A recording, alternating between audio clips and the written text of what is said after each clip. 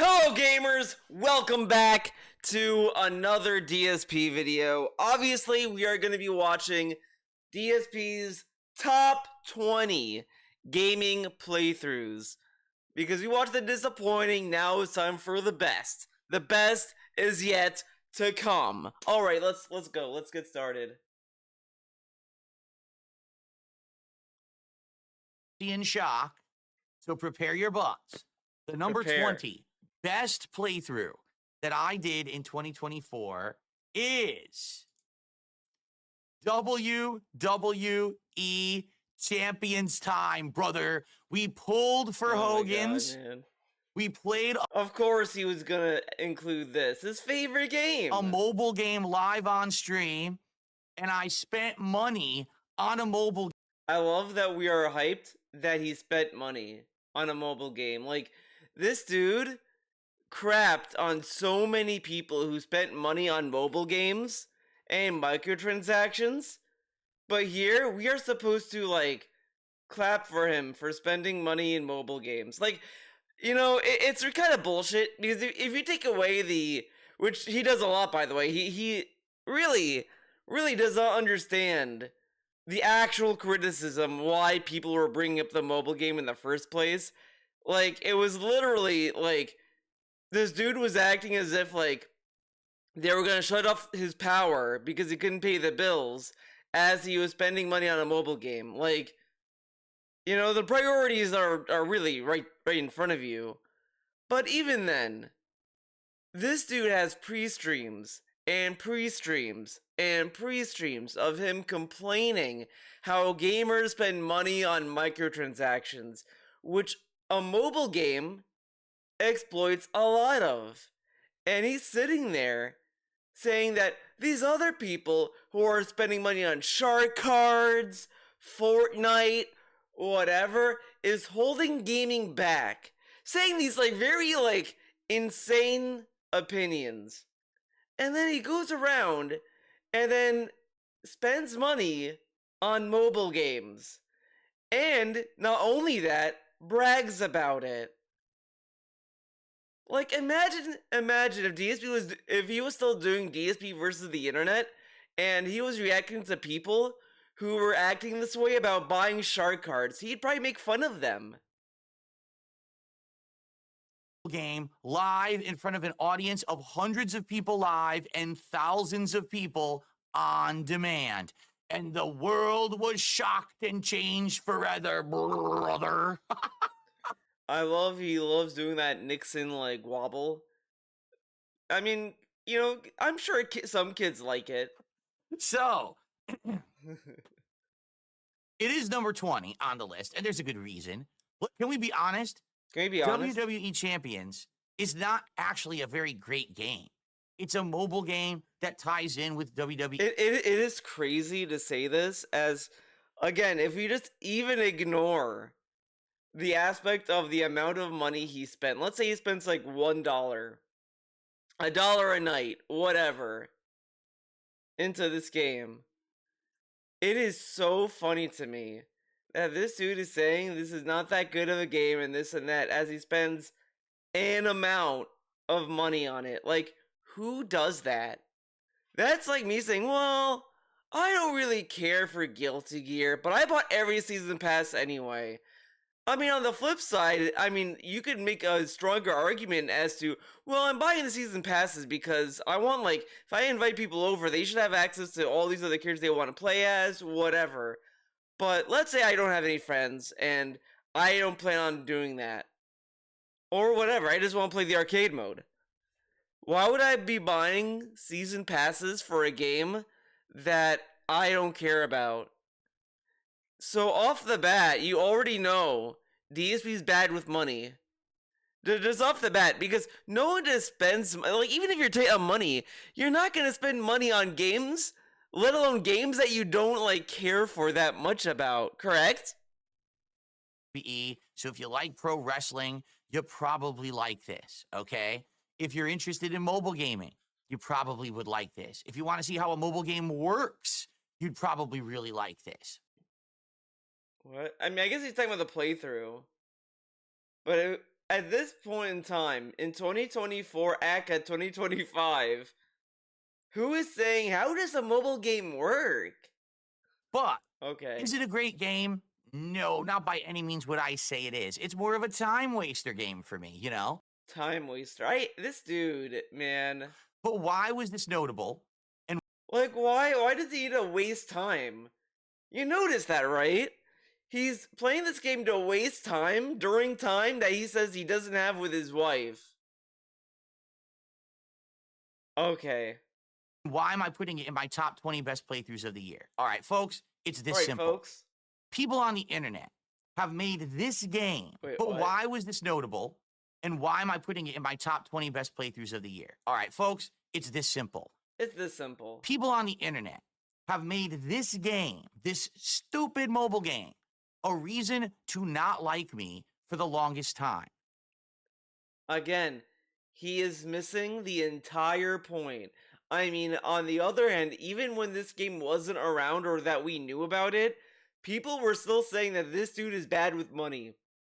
Like, it's no secret that this dude wastes money like a king. He just wastes money. He just throws money out the window at this point. He might as well just put it in the toilet. And then when this came out, it's like, it was more of just like solid evidence that this dude is bad with money. That's all it was he's bad with money, and the lie and him lying on top of it was like the icing on the cake. They basically went behind the scenes of any content that I put out to try to find things that I'm involved with that have nothing to do with. Dude, it's not that hard. This dude named everything after his name. Like, it's not like his first name in WWE Champions was down from the rafters, then people figured that out. His first name was They Call Me DSP, and then he tried to tell us that someone else had the name. Like, I mean, come on. And it was also kind of sus, right? For that account to also spend a lot of money, and then with that name, and then be like, I'm not DSP. Or that it was a troll pretending to be DSP. Like, what's the troll there, right? Whatever. My public face. This is not a public account. This is. It kind of technically could have been, because he wanted to do mobile gaming in his content for years. That's why he was like, he got an iPad initially. But whatever, okay. Not stuff that anyone needed to know about. But these people pried into my private life and tried to expose me. I love that we're doing that in quotation marks.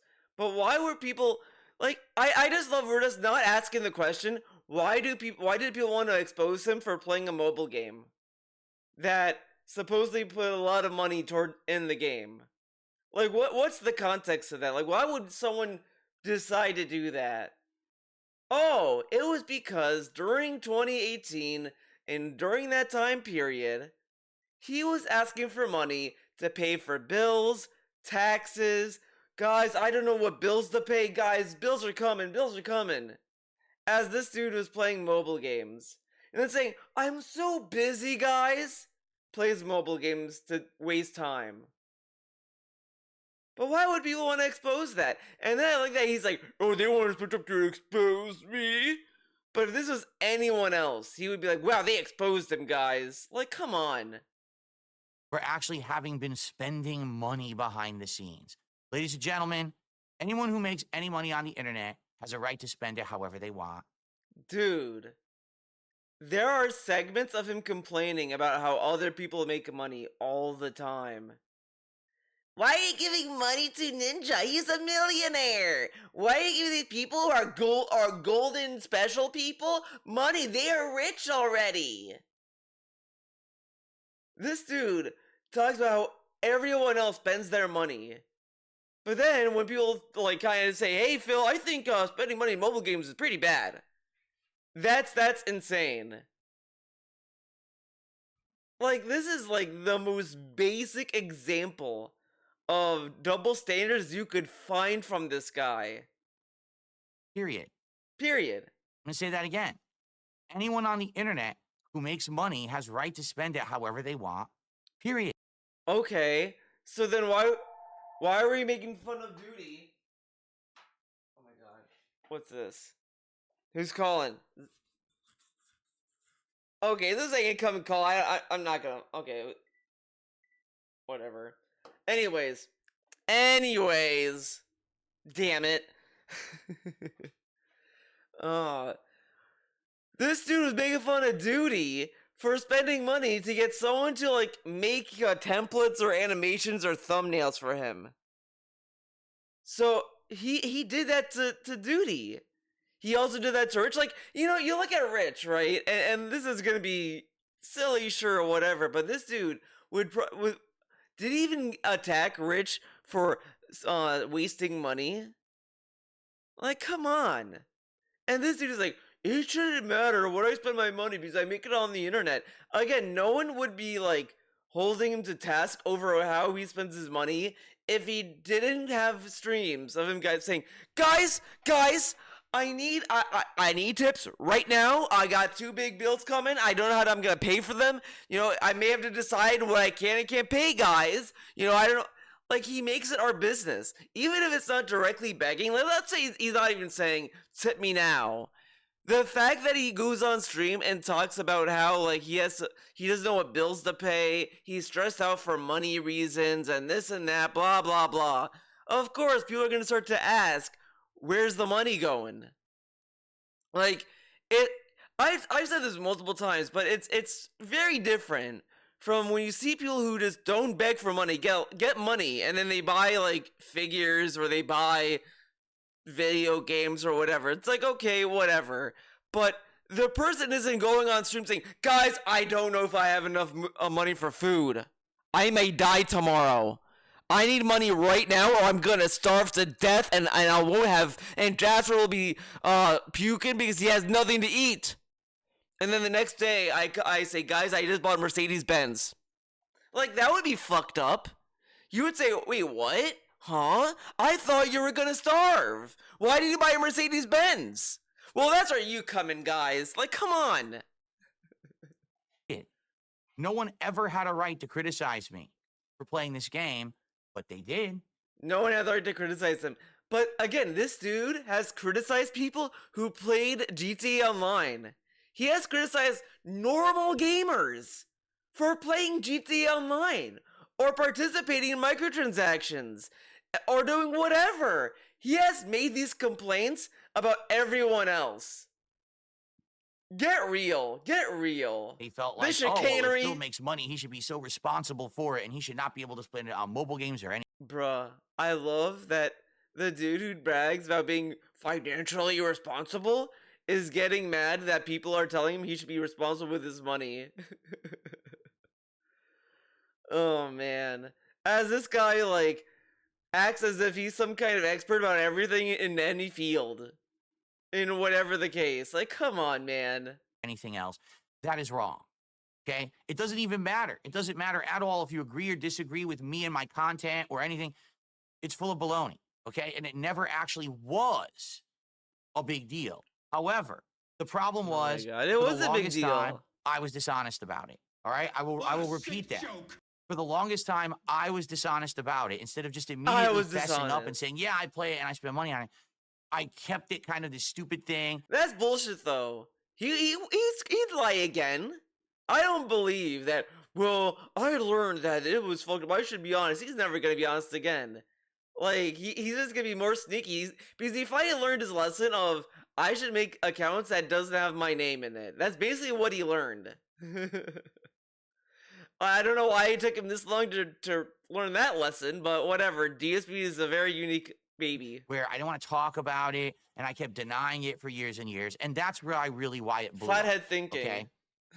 And so, this year, but wait, stupid thing where I didn't want to talk about it, and I kept denying it for years and years, and that's why it blew up, okay?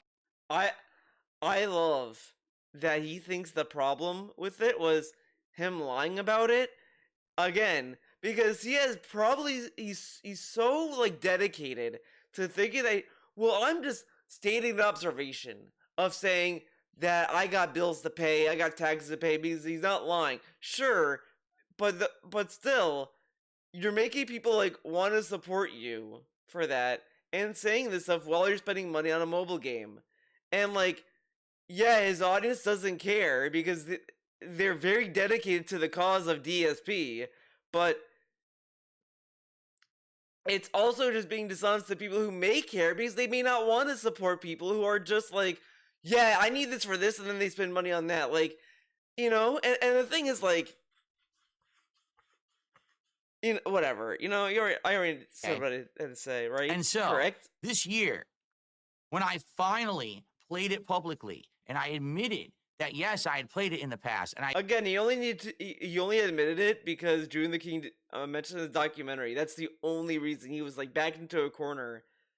And again, he didn't like he didn't really convince anyone that he sold the account either. I'm not convinced because this dude doesn't know how to use Google.com.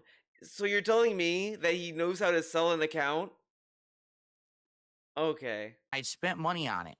Shockingly, people didn't run for the hills. People didn't say, "Oh, I can never trust you again. I hate you," and then they left. Dude. People told you that they didn't care for years. Like, on Fight, people said, Phil, I don't care. And it's, again, it's always funny to me that this dude thinks so little of his own fucking fan base that he thinks that they'd be swayed by strangers, basically. It's like, he should have just been honest day one because he should understand that his fans will care, and if they get mad, they get mad about it. Like, whatever, man. But this dude is sitting there like, because he made such a contentious point that he was being honest all this time, and it's really to the point where it goes in a full circle with this, where the fans can say they don't care all they want, but they're not really like realizing what would happen during this time where he was like adamant that he didn't play the game, and he was swearing on his mother's life. Not really, but he was like, I would never. I'm being honest. You guys want me to lie and say I'm playing this game? I guess you guys don't care for honesty. I guess I should be like everyone else and lie, right? And then we find out that he was lying. So what was all of this, like these rants of him being an honest guy, saying that he was not lying, he never lied, and this and that? What was that about saying that he's not gonna play mobile games to spend time with his wife? And all this other shit. And it's like, yeah, you don't have to care that he's spending money on mobile games, but to some degree, you have to question the character of the guy who lied like that. Come on. Instead, they said, "We want to see this game, play it." And then when I played it, they sent me money to spend on it. And then this also kind of seems like he's making fun of his audience, by the way. This is another funny part, because he said this is owning the trolls, but it's kind of like making fun of his fans. Like, he's like, showing to the world, see, they love it when I waste their money.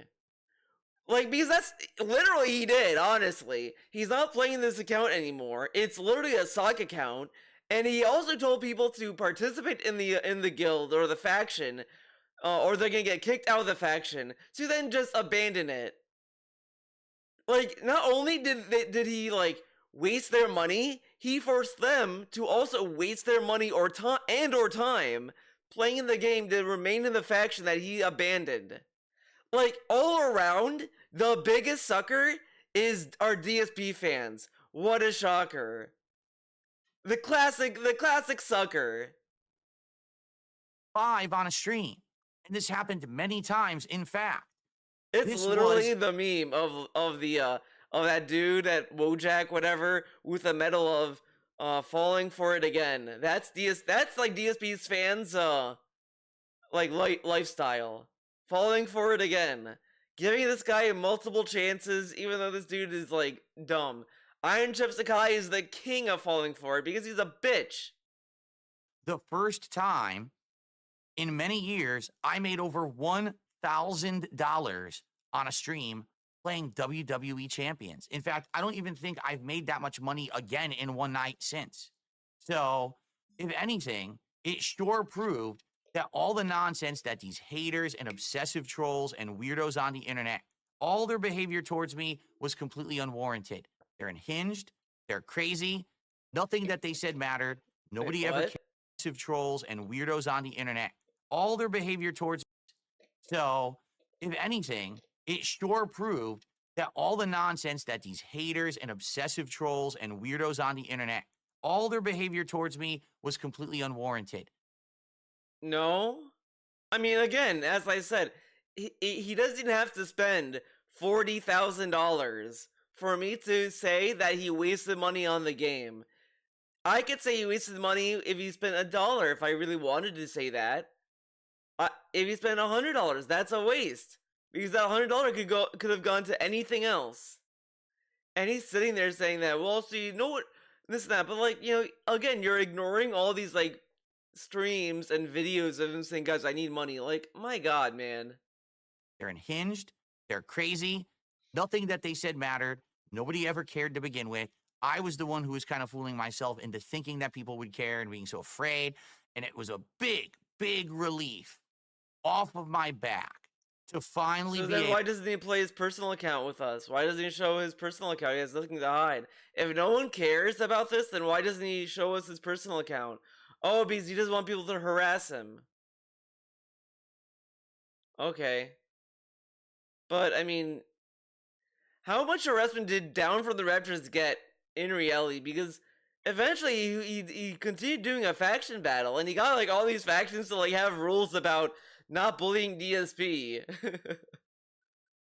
So I mean, he could show us his account again, I guess. Whatever. able to just relax and say, you know what?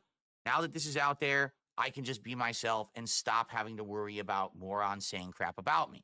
Although they haven't stopped, they still act like this is a big deal, despite the fact that I'm still here, still making content. I'm still good. Nobody Oh my cares. God, I'm still here. They I think love that it's he a big has to deal. keep waving It when he never says I'm was, still but, here. you know, that's why It's really like I'm happy. It really is like he wants us to. He really wants trolls to like wish he died or something. It's like, man, what do you want? Did this playthrough. Now, the funny part about it all is we played this game on and off for about 2 months, right? I'd say it was probably Right? like about 2 months worth of time. And after that, we literally got bored of it. All of us, me and you, collectively, we said, We both there's got bored nothing of it. here to really make content out of. It's a very boring game. There's no reason to continue. And so I stopped, and no one cares. So it never was a big deal. It never was a must play. It never was a must see. And now that it's out there, it's done. And nobody cares, right? So that's the And great nobody part is that cares. really this is like a cross off of my back that I don't have to bear anymore. And we can just relax and move forward positively with our lives and with my content. So that's why I'm so happy that I did it. And that's why I'm happy to have done it and done a good playthrough out of it. Because now people can actually go back and see what a mobile game is like. I actually used my gameplay of this game as a cautionary tale. Do not my overspend. God. Here's what happens when you do mega pulls. Sometimes you This- win, a lot of the times you This lose. is so cringe. This is a cautionary tale. This is a giant risk you're taking, and you're spending insane amounts of money doing it. You know, I think a lot of people saw that and were like, whoa. Whoa. Now we can see how bad this can be. Let's not do it. And I think people actually learn Let's from not my do my it. streams and videos, and that's a Sure. very good thing. Cope. He's coping. He's So, coping. Thank you all Hey, for Jade. watching it, but it probably ain't ever coming back, just being honest, okay? Why? I So there you thought go, right no off one the bat, the cares number and one everyone entry. loves it. Was that game good? No, but it was one of the best playthroughs. Do you see the difference? Not one of the top 20 best games of the year, but definitely one of the best playthroughs of the year because in context, it was really meaningful and makes a lot of sense. I hope that that makes I like sense this to you, logo he has okay? for best. He didn't have the All logo right. for worst. Continuing and on. It No, looks so no, this was bad. not that was not the Whoever's first time. doing this art really is generous about the hairline. Like, dude, look at his forehead. It's all you can play tic-tac-toe on it. Ever made $1,000 on a stream. No. But it was the first, it was like, no lie. I think that one night playing WWE Champions was the most I've made in one stream in years. I mean, it was like I said, it was over $1,000 in one night playing Okay, WWE Champions. wow, It's actually so ridiculous cool. to think about, right? Okay. Right? Continuing on, the number 19 entry. Whoa. The number 19 entry. Why is he in like not whatever? the best playthroughs of 2024 Countdown is the Marvel vs. Capcom Fighting Game Classics Wait, this- Collection or 2024 Countdown. Entry. Whoa. The number 19 entry in the best playthroughs Okay. of 2024 countdown I thought you forgot that was is playthroughs. the Marvel vs. Capcom Fighting Game Classics Collection, or whatever the holy hell it's called. Okay, I actually Okay. still don't know the name of it today because they made such a convoluted name. It's really dumb that they did Oh that. wow, But anyway, hilarious. so Oh, this collection, man. all right, here's the deal. Here's the I grew deal. up playing the Versus series of Let's fighting listen games to how in arcades cringe and in this tournaments. is. It actually was the first series of fighting games that I played competitively against people in a competitive environment like a tournament. Previous to this, for many, many years, since the inception of Street Fighter II in American arcades, I've been playing Street Fighter, but I never entered a tournament until Marvel vs. Capcom 1, okay? And the reason I was so Wow. happy that this collection came out this Whoa. year was because it allowed me to finally show my passion and how good I was at these games and how much I loved them and my knowledge base and all of that. Now, here's the thing. This collection Here's the at thing. first was very hype. People had always wanted a Versus collection of games to come out for a very long time. And people were like, you know, they're leaving money on the table by not releasing this. And people had big online campaigns, free MVC2 and the like, Free right? MVC2. So it took a long time for this collection to come out. And I was very happy to see it come out. Really, I was. I was very happy that it finally was released.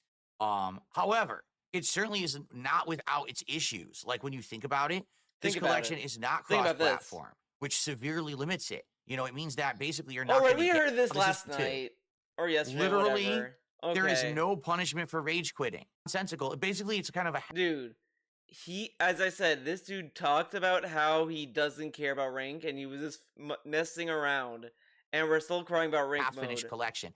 If you're looking for a collection, that's a Man. great way to keep these games historical so you can play them on single player with your friends. It's great. If you're actually looking for a great online experience, you're not going to get it. Last week Okay. and playing Marketplace, Netcode Alright. going to half-ass it. Wait, what? Much better, you know, situation of having crossplay and everything. Then it probably would have been like top 5. I'm not even kidding, because that's how much these games mean to me. But I kind of knew that Capcom was going to half-ass it, and they did. Capcom half-assed it again. So that's why I can only basically say, it's on there, but it's the best. Don't do anything but MVC2 again. At least we had a little bit of time with the classics, right? Okay.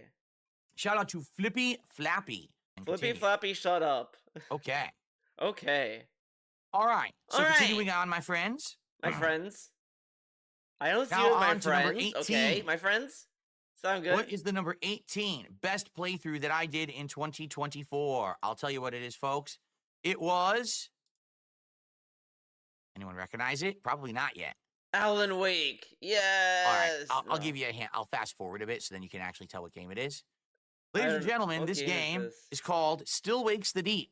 Many of you might not have actually watched me play it because it was one of those very, very low profile. I don't even remember him playing this.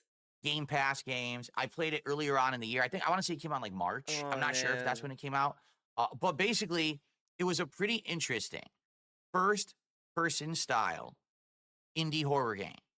What was the premise? Well, you're on some kind of an offshore oil rig. Why not? Okay, and while you're on this oil rig, all of a sudden, things start going haywire. I know what the that drill has hit means. something I you don't use know mouthwash once a year. All of a sudden, all around the oil rig, these mutant alien-like tentacles are starting to writhe around the entire rig, destroying it. And anyone who comes into contact with them is getting turned into a monster. Okay? Like right so, before. Over the course of this game, you're going through this oil rig trying to figure out what in the hell is going on. It's actually quite well written. The character acting is good. The voice acting is good. The graphics are good. In fact, I don't think there's really much of a negative at all. Now, keep in mind, it's a short game, and it's a Game Pass game. It's only around 5 hours long, and the game keeps you guessing about what's going on and, you know, what is the nature of this thing but this is about playthroughs. Is it an alien? Is it just something that was Okay, what about the playthrough? Talk about the playthrough. Talk about the playthrough. Is everything really happening? Are you guys what about the playthrough? What about the hallucinating playthrough? or whatever? By the way, I like that in the disappointing playthroughs, he talked about support. This game got tips $20, and we're focusing on the game. I like games that have interesting stories like that. Okay? So, it's number 18 on my list for a few reasons. Number one, I do feel like the game was short and could have been fleshed out into a much longer experience if it had the budget or the means. It didn't.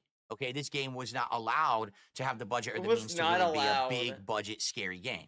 For what it was, I mean, it's what if respectable, that's what it but it is needed? kind of Like, unfortunate. I do wish you know, that sometimes games don't need big budgets or need to be long, extensive games. I like that DSP complains when a game is too short, but then will also complain when the game is too long. The reason why you get these overbloated games in the first place is people like DSP who say, "I want a bang for my buck. I want a lot of content."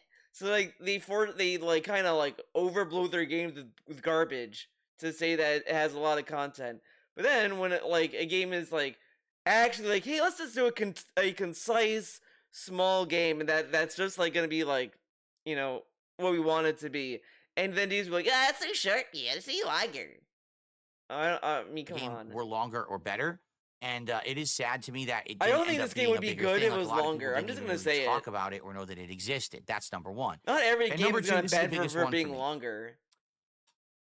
Like, we look They about the keep Resident doing Evil 2, this it's like, do you really with want that game to be modern long? Like, think horror about what the games. game is. The ending was not decisive. Even having played through the entirety of the game, I can't even explain to you exactly how it ended or what happened. It just left you kind of scratching your head in a little bit of Yeah, but confusion. you notice And that, quite frankly, yeah, it's ambiguous because it's a short game, so you can always play it again and maybe you'll have a different understanding of it. it was a cop-out. It But feels to it's a me like they cop-out, of didn't actually course. have a definitive ending for the game, so they want to leave it Oh, open to man. interpretation, so they make it kind of really unspecific, almost like, how can I say, Unspecific. The anomalous return of almost. Like, what happened? I don't a know. Roll nothing word. credits. I don't like that. And they do that with horror movies today as well. They do it with horror games. If I'm going to Yeah, he doesn't invest my time understand it. into it, He's lame. all right, I want an actual ending. He needs If I'm the going to give story you to be 5 like hours of spoon-fed my to time, him. I want to see how the story ends. Not, oh, it didn't end, or here's something that you have to figure out for yourself. That's nonsense. Give me an ending. Stop giving me. Why does every game have to be like the ending of The Sopranos today? Where, oh, there's no definitive. You figure out what happened. Okay, I'm fucking mad. Now I'm fucking pissed. This is bullshit. The Sopranos was ahead of the curve. I'm gonna be honest. I watched The Sopranos. I've not seen The Sopranos when it was new or whatever. I watched it like a few years ago. Phenomenal show. Love that show. Love Sopranos. I'm gonna watch it again at this point. I'm not listening to people who's, if I hear anyone say, yeah, the ending sucked, you're on mute, buddy. The ending was perfect, and it was ahead of the time. It was ahead of the curve because it was so different, and it tried something. Like, I just love the fact that you're thinking, like, what happened here? What's the story? It's so, like, I'm thinking about it now, and it's like, it's so different. I love it. And this dude is saying, why do shows that be like The Sopranos? I'm an idiot. Like, come on, man. Come on, dog. Shut up. You don't understand anything. Did Tony live or die? What actually happened? I don't know. It faded to black. There's no ending. You didn't give us an ending. Now we have to figure it out for ourselves, right? What's there to figure out? It's not like there's another Sopranos show. So what? Like, what is wrong with just thinking about the fucking shit you watch? This dude really hates the idea of thinking. Like, dude, come on. Right? I don't like that. And that's how the game ended. So just know, if you're going to play this game, right now it's probably really cheap. Because when it came out, I think it was 30 or 40 bucks, but it was on Game Pass, which is why I played it. Absolutely, with this game, I enjoyed the ride. I just didn't like the ending. And that's probably why it's so low on the list. If the ending had been definitive and decisive and good, I probably would have put it way higher on the list. But that's so why just because he was confused. Yeah, ladies and gentlemen, let's just roll into the I'm next one, just shall we? on Raw Phil's thing. I'm not gonna believe it's on me. It's not me. Number 17 in the best playthroughs of 2024 is... That's right. You thought I forgot about this one, didn't you? Oh, no, I didn't. And you know what? I'm going to say this. Thank you to those who earlier on in the year convinced me to try Helldivers 2. When Helldivers 2 first came out early in the year. This dude literally was saying how people need to stop doing co-op games. Stop. No one cares about playing with your friends. I kind of didn't get it. All right? I didn't really understand. There's so many games he doesn't get. I was told it's just like in the olden days, in the old game countdown, he's like, I didn't get Minecraft, then I played it and I got it. It's like, man, it just shows that if he doesn't understand something, the first reaction is to hate it. Because that's what babies do. This is what ignorant babies do. When they don't want to try something, they just insist that, that it sucks. Because they don't want to try it. Then they try it, it's like, wow, it's actually pretty good. Like, man. Online team-based shooter. And I thought, unless I have like a team of dedicated friends who are teaming up with me to play it, I'm probably not going to like it. It's going to be, I'm going to miss the point and only get half the experience. So I decided against playing it at first. But then after a couple months of the game being out, it got increasingly more and more popular. And you guys kept asking me to play it. And finally I said, all right, you know what? Since you guys have not given up on it, didn't you get this game for free? I will give in and I will play. And I'll tell you, for about the month, 2 months that I played, I think it was around 2 months that I played it on and off. It was great. It was a great multiplayer addition to the streams and the content. The game having the unique, alien classes was nice. The different worlds and the different styles of objectives. If you remember, even as I played it, they were adding in new weapons and new gameplay styles and things like that, which is really, really nice. The graphics, look, this is on PS4, or excuse me, on PS5, and it runs beautifully, even on a console.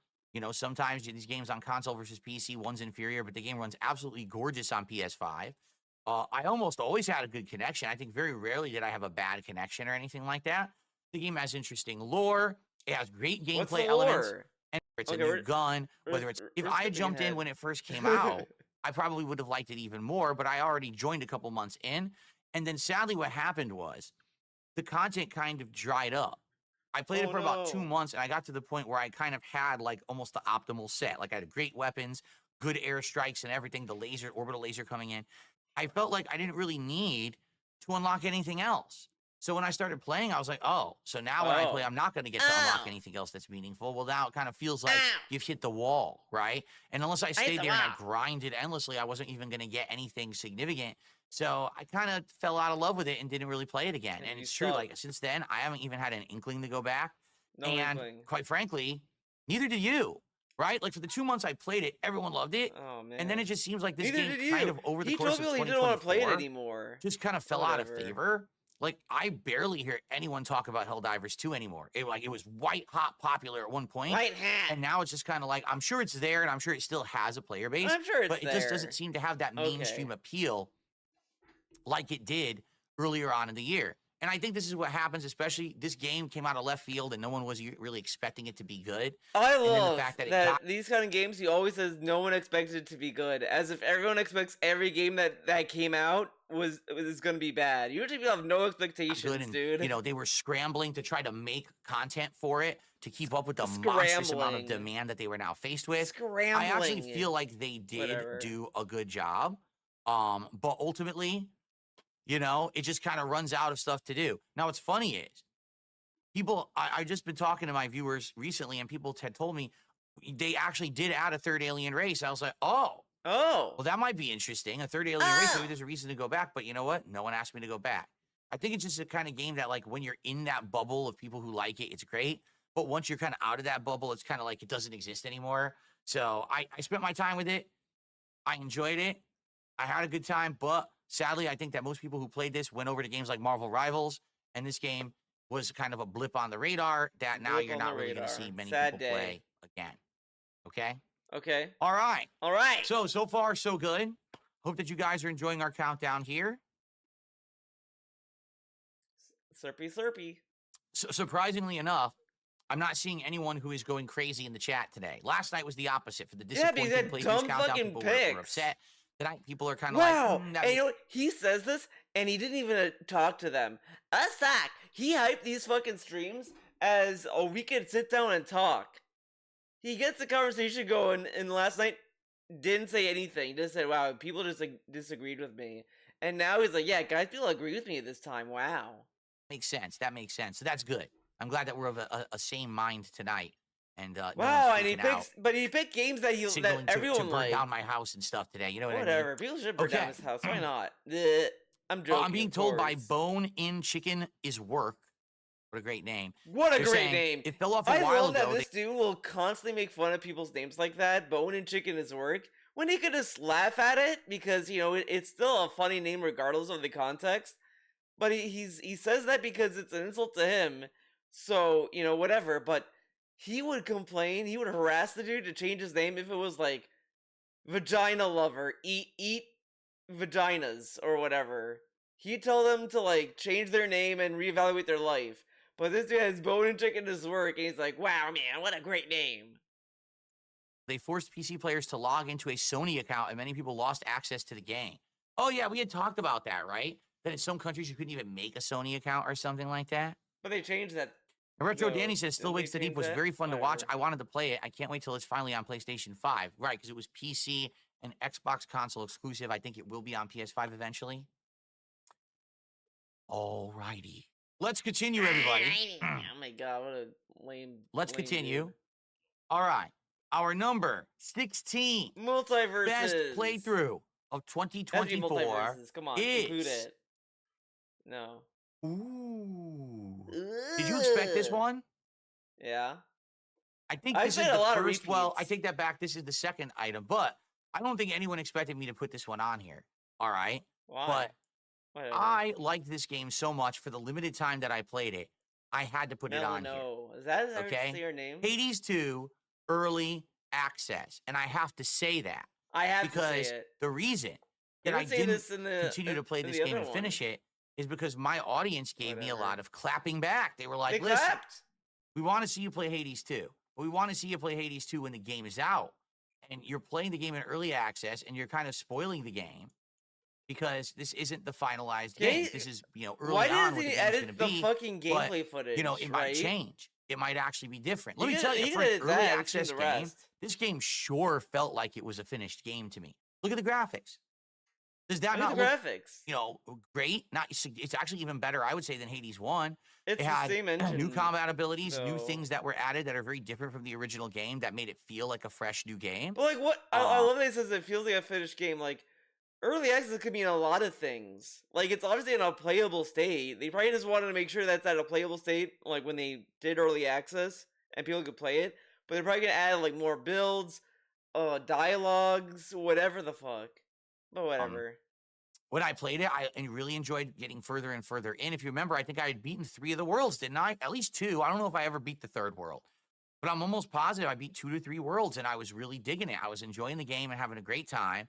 And the only reason that I stopped playing was at the behest of the audience saying, hey, tap the brakes. We don't want you to go through the entirety of this Tap the game brakes. Do you mean pump before the it's even brakes? fully out. Whatever. When it's fully out, it may actually have more content, be balanced differently, have It might different have- weapons, and be whatever. played in a different style.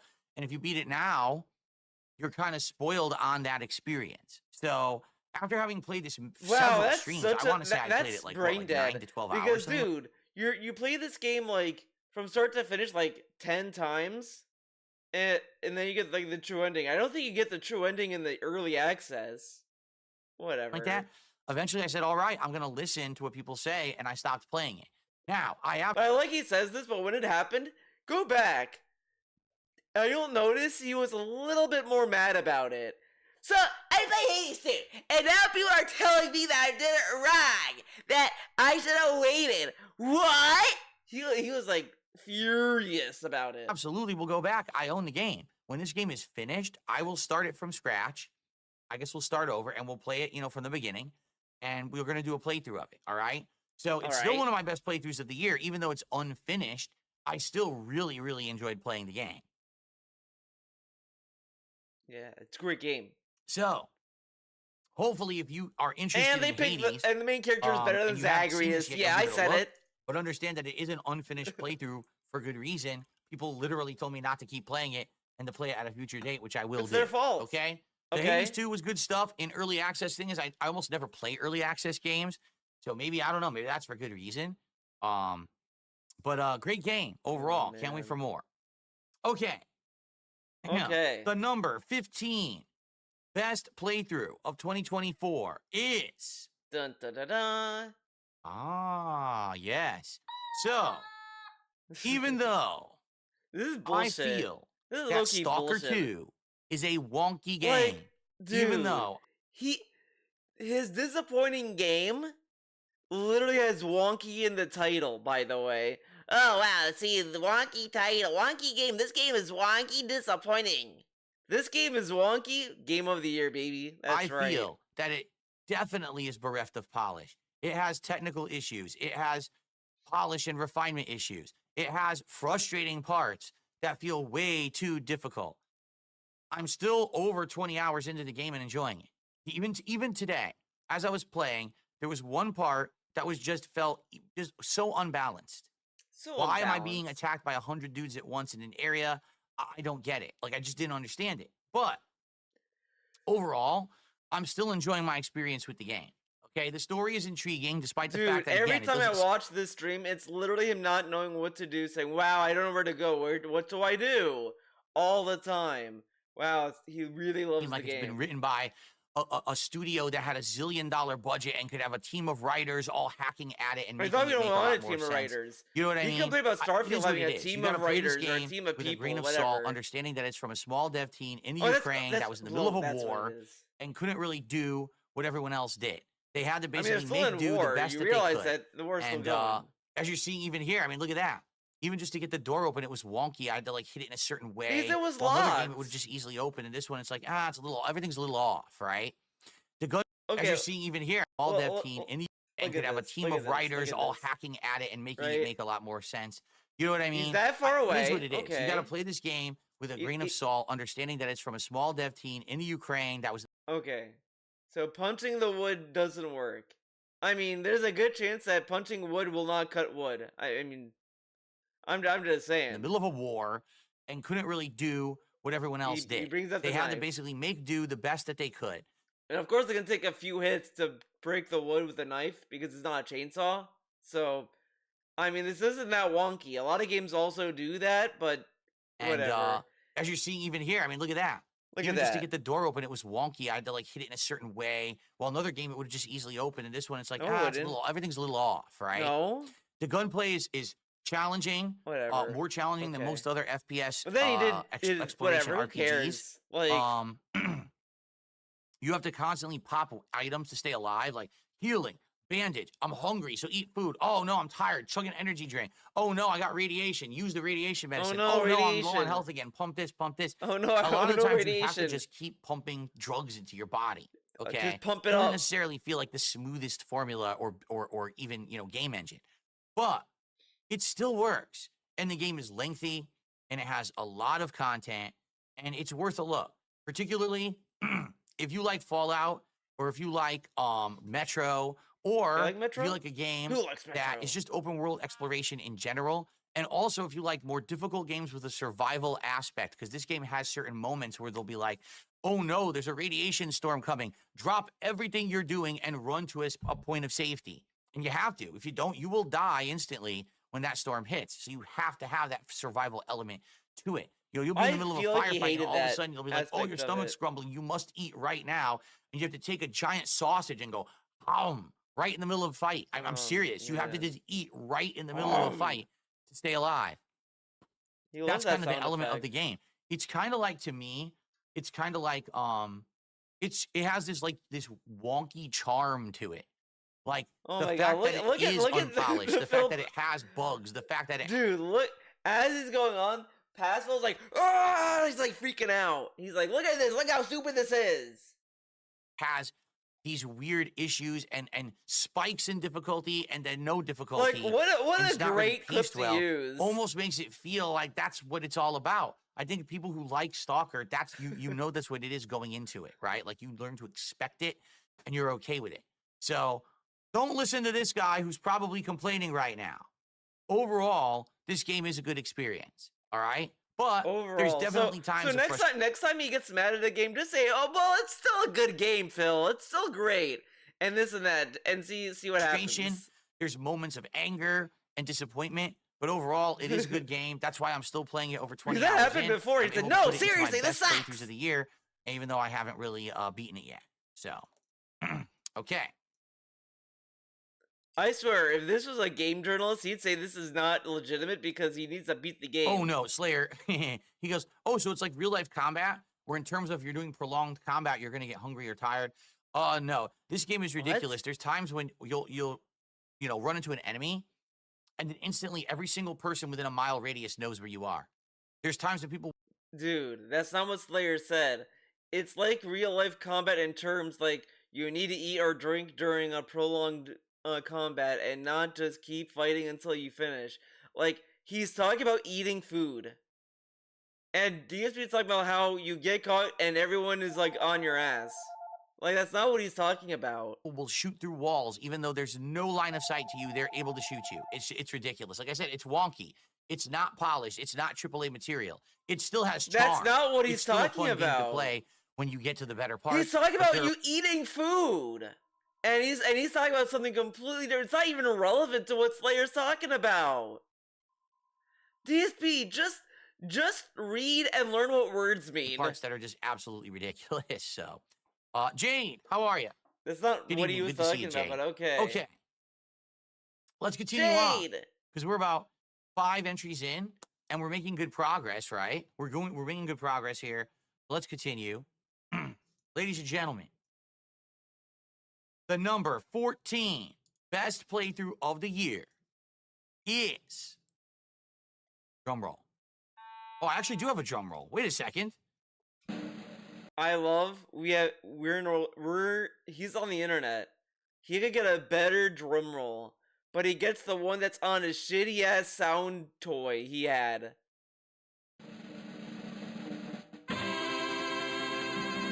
Like, why? Yes. Yes. That is right. You all asked me, despite the fact that this game did not come out in 2024, would I have it in my countdown of the best playthroughs of 2024? The answer is yes. Ladies and gentlemen, it is Baldur's Gate 3. Okay, yes. Now listen, I want to make something abundantly clear. I like this game. If I didn't like it, I wouldn't have played it for 140 hours. But unlike a lot of people, I didn't love this game. I think that the game had some shortcomings to it, notably the amount of investment that it required in order to actually be good at it. You watch the disappointing, he starts off saying how good the game is, and then he gets to the disappointment aspect of it. Games of the year, we start off with the downers, and then we get to the good stuff. But, like, this is also about playthroughs. We're already talking about the game. Who cares? Let's talk about the playthrough, right? Correct? And enjoy it. Also, the fact that the way that it plays is so starkly different from other RPGs that I'm used to, right? Most RPGs I'm used to are more turn-based, but the combat is kind of isolated to one part of a combat area, even its own screen.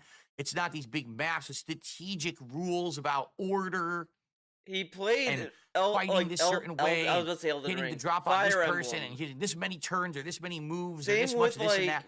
It's a very complex game in that regard. The Fractured But Whole, that's also like order stuff. And I went into it basically not equipped for that. Like, I didn't know what... I love how he says it's a very complex game in that regard, right? And fighting this certain way and hitting the drop on this person and hitting this many turns. Normal people, equipped. Or this many moves or this much this and that. It's a very complex game in that regard, right? It really is. Equipped. I mean, I guess... And I went into it basically not equipped for that. Like, I didn't know what I was getting into. Now, when I started playing it, people wanted to see me continue. He just emphasizes the team very loudly. Game of the year last year.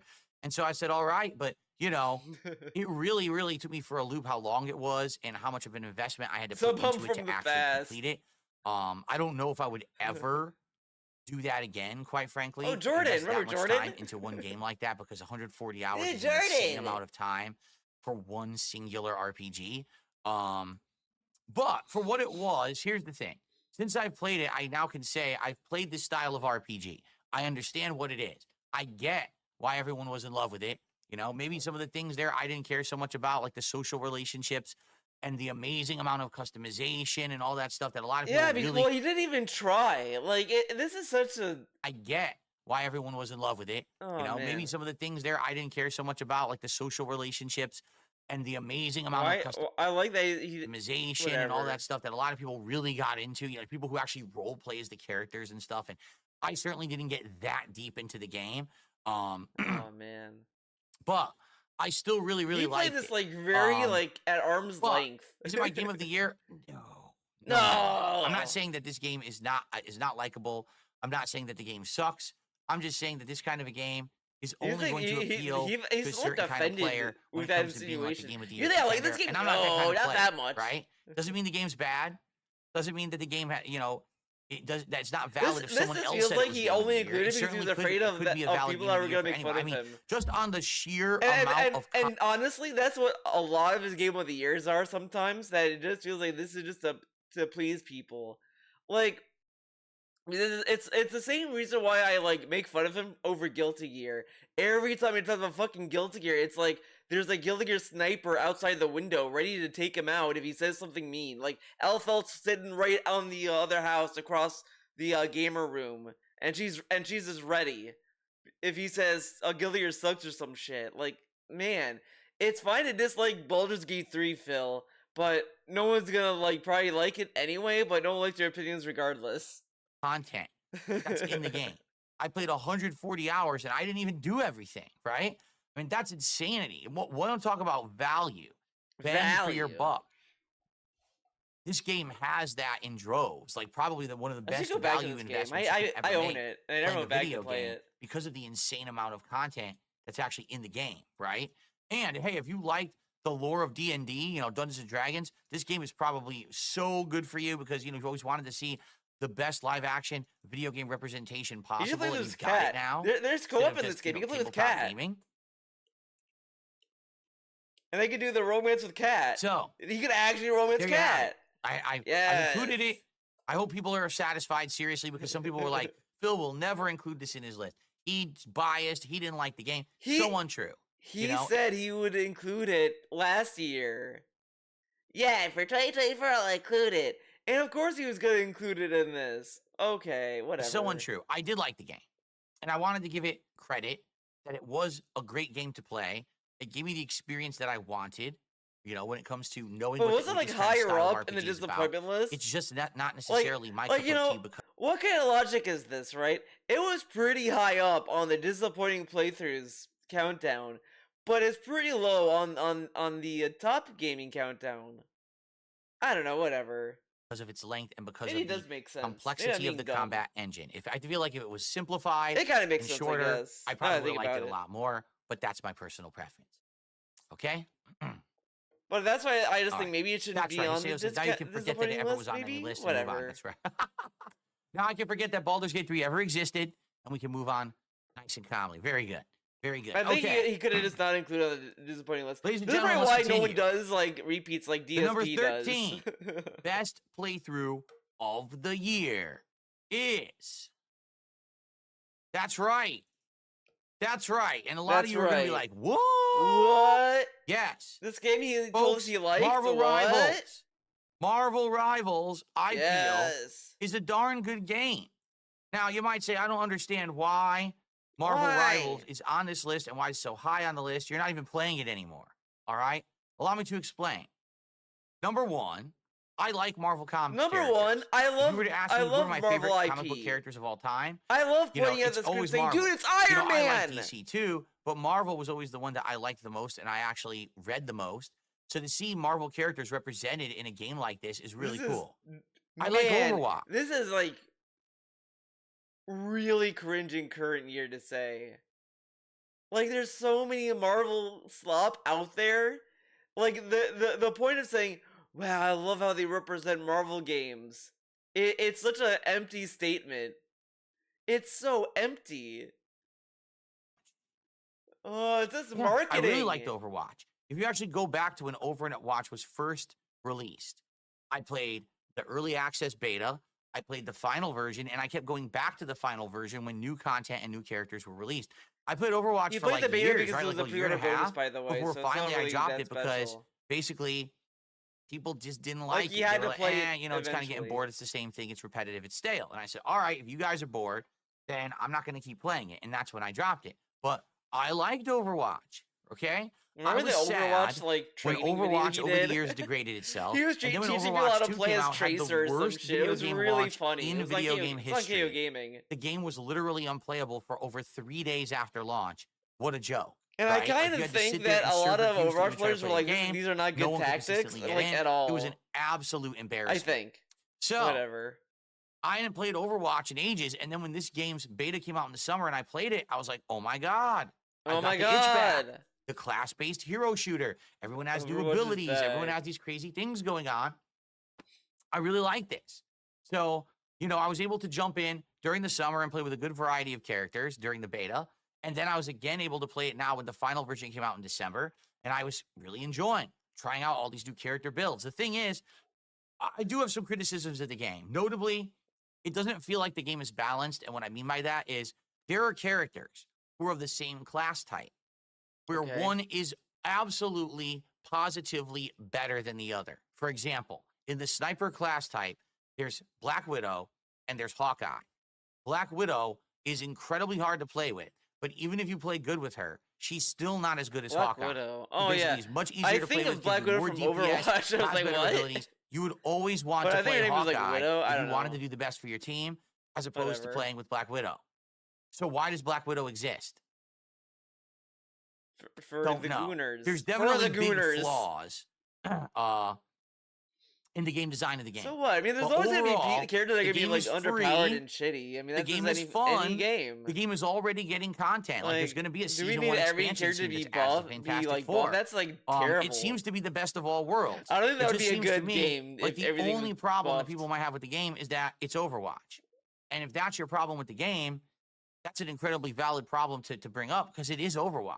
It literally Wait, is like what? the only problem that people might have with the game is that it's Overwatch. Oh. And if that's your problem with the game, that's an incredibly valid problem to bring up because it is Overwatch. It literally is Overwatch. It looks like Overwatch.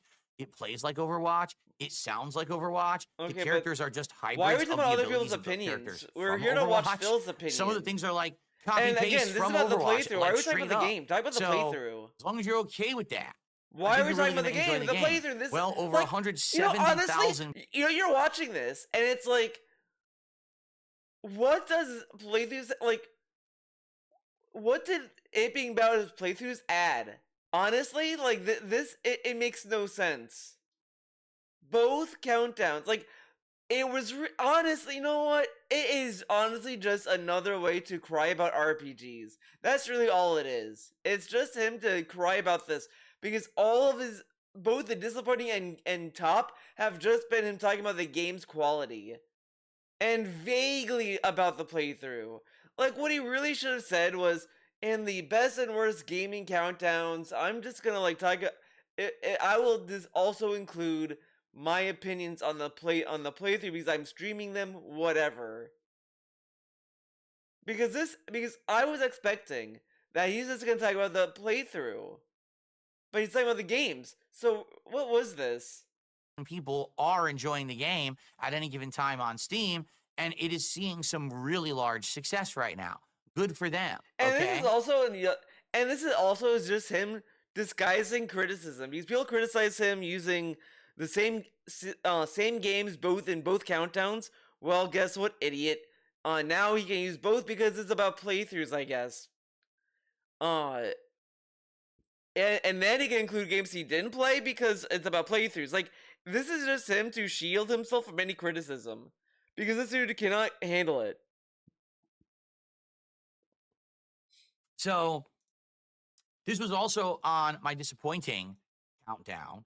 And the reason being, I liked the game so much, I wanted to keep playing it. I wanted to keep trying new characters. I didn't even get a chance to choose who my mains were yet, so that I could jump into ranked eventually and try to get good.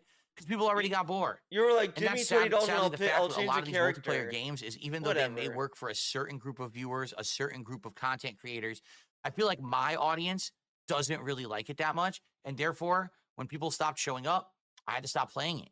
All right? But more power to them. I think the game is great. If you haven't tried it yet, I recommend it. It is a very well-designed game, even if I'm walking off of ledges and killing myself while trying to snipe Wolverine. I really enjoyed the time that I did spend with it. I wish that I could spend more, but I got to play what people are going to come for. And they stopped showing up for this game, so I had to move on. He had to move on. Okay? Okay, Alrighty. JD had to move on. I play this now. Yes, Jade, I know you play a lot of that now.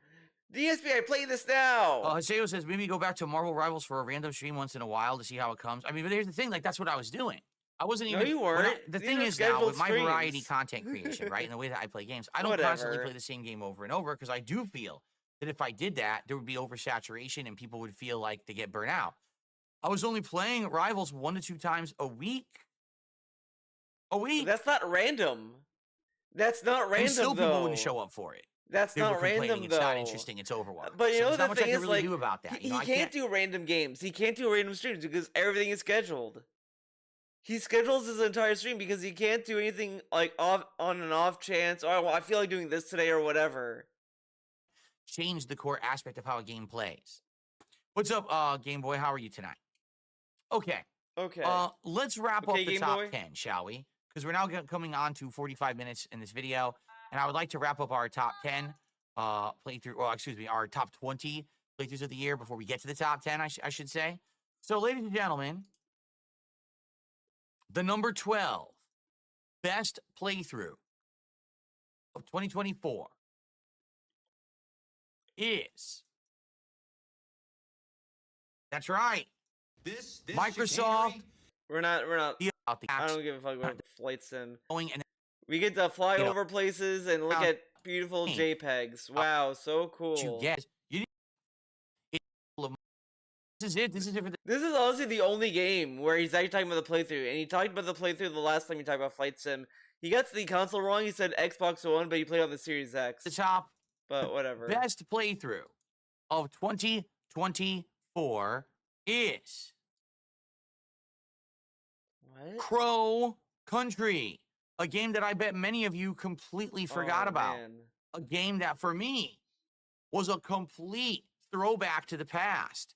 A game that had tons of charm, that had a great, intriguing story, interesting gameplay elements, puzzles that were unique and challenging, and horror. Man, did it have horror. It basically was a Horror! combination of a lot of things. Maps that very, very much resembled Resident Evil or a classic survival horror game like that. A pixel Wow. art style that was Pixel definitely, art? resembled Pixel classic art. PlayStation 1 style games. Pixel a very art. creepy atmosphere. Pixel art. Great soundtrack. Pixel And art. even though it looks retro, Dude. resembled classic PlayStation 1 style games. A very creepy atmosphere, great soundtrack. And even though it looks retro, it plays modern. Classic Resident Evil or a classic survival horror game like that. A pixel art style Pixel art. I can't get over it. I can't get over this. that was definitely Is this you know, polygons? resembled classic PlayStation 1 I'll be style honest, games. Every time I think of A polygons, I very think of the creepy polygon team in Smash Great Brothers. soundtrack. That And even though it looks I just think retro, about that now. it plays modern. When enemies are Polygon coming at you, it's team. easy to aim and actually shoot and hit the enemy, rather than classic You know, they survival didn't do horror that games where you had for, tank controls and the you couldn't Switch aim for Smash anything. Brothers. And you That's kinda constantly were missing. disappointing. In this game, They had the like combat was heavily improved and wireframe refined and Melee. and made way more easy. But I guess it's to because make like viable. they're probably using the So, same technology. I So actually like had yes, a like really you're great gonna see time that you've like the playing, gimmick already worn off. I uh, guess. Pro Country for all of you guys.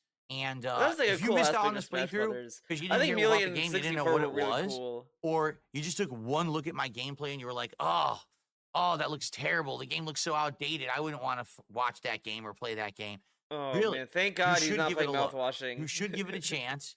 He- It is that good of a he game. would talk about It that is a worth your lot. time. You And know, give especially it a again, if you're chance, fan of guys. classic Resident Yeah, it Evil, looks like Silent Hill, PS1 that doesn't kind look. of It looks survival horror. shitty, but that's the If you're just looking point. for a game that has a very creepy atmosphere and a very intriguing story, the ending, Did you say indie again, if you're a atmosphere? fan of classic Resident Evil, Silent Hill, that kind of survival horror, if you're just looking for a game that has a very creepy atmosphere and a very Okay. intriguing story, All the right, ending Thank God. is mind-blowing. Let me just put it that way. The ending Oh. of the game is absolutely like, what just happened? Crazy levels, all right? All right, So I maybe I'll definitely play this recommend game. it. Although I want I to play will this say and this, Signalis. you might and want to guide for mouthwashing. it because there are some really cryptic things, secrets and puzzles that are pretty tough to figure out if you don't have any kind of help. So I do recommend that perhaps you keep some help nearby, or else you may find yourself very, very confused In a this lot of the time. age For of the most internet, part, clearly, you would it's an never think of checking absolutely the internet. great game that I hope you'll enjoy. All right, one more. Let's squeeze one more into this Let's part squeeze because we're only one about more. 50 minutes in. Let's squeeze in All right. number 10. Ladies and gentlemen, the number 10 best playthrough that I did in 2024 is Night Springs Night DLC Springs. Oh, yes. for Alan Wake 2. Okay? Let me tell you something. This is the polar opposite of my feelings about Polar the second opposite? DLC that they made called The Lake House. If you loved Alan Wake 2, and after you beat it, you were left with lingering questions, such as what actually happened with Alan when he was getting contacted, happened or to supposedly Alan? people in town were getting contacted by him? Was that real or not? You know, what's the tie of Alan Wake 2 to the game Control? Who the heck actually is Mr. Door, the character that kept showing up over the course of Alan Wake 2? Mr. Door. Is there any explanation He for was who a he is, door. how he has the powers he has? And whatever happened to the sheriff character who Alan Wake kept running into during the course of the game, who seemed to keep disappearing and getting caught in various different places? Well, this game, or I should say, this DLC, Man, answers all of those questions for you. It actually is, in my opinion, one of the best written, well-executed, downloadable content pieces I've ever played in any video game ever. For as short as it is, it's it's got well done. It disappoints when you play the next DLC, because the next DLC is nowhere near as good. And that's sad. Like, I feel like they should have saved the best for last. But every time he says sad, I think it Trump's first, tweets where he said, and because of where that, Trump would say something that says sad at the end. Because you were That's hoping what it be comes even off more of a as. build-up in their Every second time DLC. DC says that, but I instead, think of their that. second DLC felt completely I stubbed my toe on the coffee table. Sad compared to the first. So if you have Alan Wake 2 and you've been on the fence about playing the DLCs, I had a nice mug of coffee, then I dropped it. Sad. You have to buy the expansion pass, and it includes both. But I might even go as far to say, just play Night Springs. You're going to enjoy the plot. You're going to get answers. You're going to enjoy the expanded world lore. But you might just want to skip the Lake House, because the Lake House is pretty underwhelming and crappy. I'll play both. One of the best pieces of content I played all year. I strongly recommend you play it, or you check out my playthrough of it if you're a fan of Alan Wake 2. If I'm a fan of Alan Wake 2, I'll play it. Ladies and gentlemen. Whatever. Ladies and gentlemen. That was 20 through 10. When we come back, I almost said that was 2010. I was like, what? 9 through 1. That was 2010, guys. Best playthroughs of the year. I thank you all for hanging out with me here tonight. I will see you for the second half and the conclusion shortly.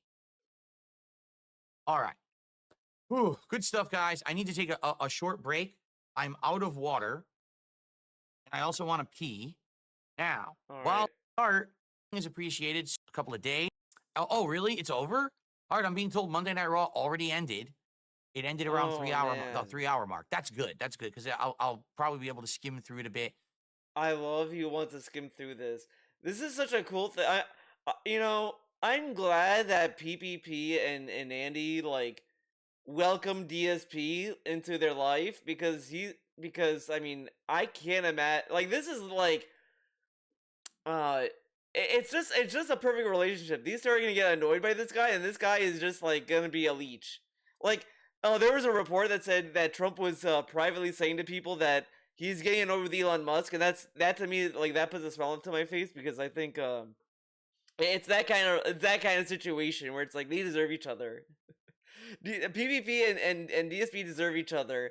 So he skims the WWE for a podcast where they want to talk about this is really, I'm gonna have a movie club and I'm gonna invite someone on it, and then they're just not gonna watch the movie, and they'll read a Wikipedia summary of it.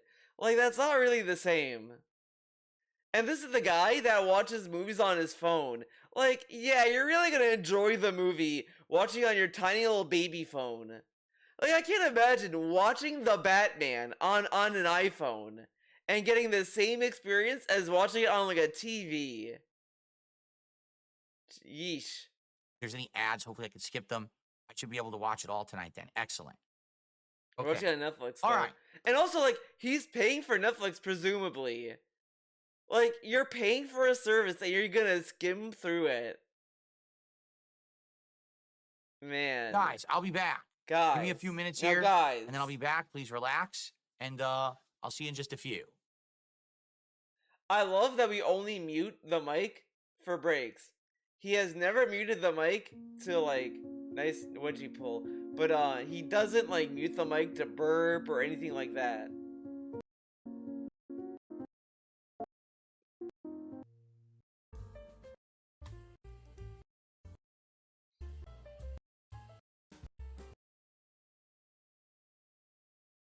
Okay, I'm back. Time for the second half. Time to wrap up the top, or I should say, the best playthroughs of 2024 countdown. All right, let's go. Let's fucking go now. What? What? No, how do you think I'm going to disable the leaderboard on clips from previous playthroughs? How exactly would I do that? Oh man, I have an idea. It's a crazy idea, guys. What if he like puts something on top of the leaderboard, like that covers it? Like, you know, he has that thing on the bottom, right? Why not make another one of that looks different, right? And he could put that over the old one or something. No, that's too hard. Disable the leaderboard on the video clips I'm showing, so it doesn't show two leaderboards that are conflicting. No, I can't turn a leaderboard off on a video I've already recorded.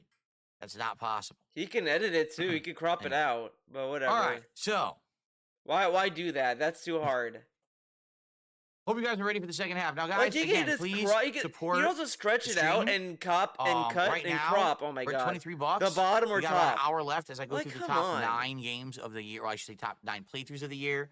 Not that hard. You know, obviously, having a great night last night. I wouldn't want night 2 of this to now be a complete flop when it comes to support. You guys are here and enjoying, right? So if you are here, please could be support. a success, by the way. But man, it would be nice if every support, stream was a success. Would appreciate it if you could do one of those things. All right, let's get to our goal.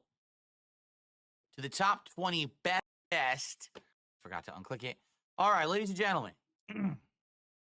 The number 9 best playthrough 2024 is number 9. Yoshimitsu versus Yoshimitsu. That's right. Tekken Hilarious 8. joke. Tekken 8 arguably was the only good new fighting game of 2024. I think honestly it really was, because even though other games came out like Multiversus and the like, I really consider 2D fighting to be the epitome of fighting games. This game was a really good 2D game. Great graphics on the PlayStation 5, very responsive controls. In fact, I even admitted playing this game online, I felt like Tekken 8 was far more responsive than even Street Fighter 6 was.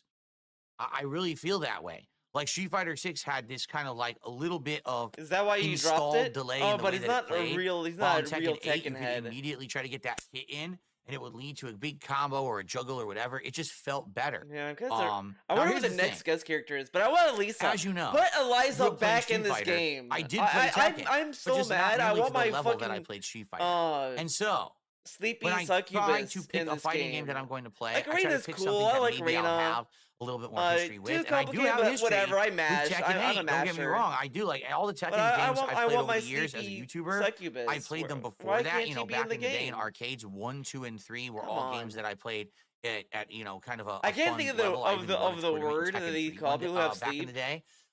Things. I'm terrified. Narcoleptic. To be competitive. I think I almost said like pretty much ever. Nymphomaniac. I don't think she's a This nympho. was really the first case where I Maybe actively tried. Maybe that's why she's so sleepy. Get good at Tekken as a fighting game, and I played it for roughly about a month and a half to 2 months. And I hate how you played this game. You just made all characters look like 80s really high ranked. Actually, way higher like than this wasn't here. Fun. You didn't do anything fun with the characters. To a pretty darn high. Everyone did all these cool, funny, and weird a lot of things people with were these characters, interested and in seeing how high I could go. Basic ass shit. But the thing was, ultimately, I had to kind of give up on it, and here's the reason why. Everyone knows that kind of the big staple fighting game franchise that I play is Street Fighter.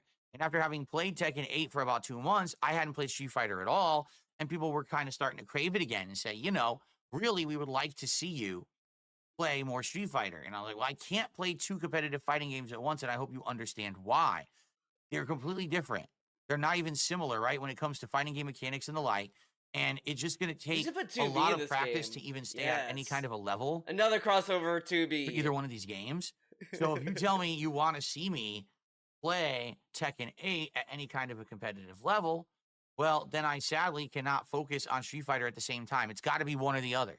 And so after having this conversation, after having played What this is for, this say, 2 months, costume? people ultimately decided they wanted to see me go back to I Street sometimes Fighter. want to know But if take a there's like look. an actual idea I was behind doing well. some I of was these getting great costumes. combos, juggles.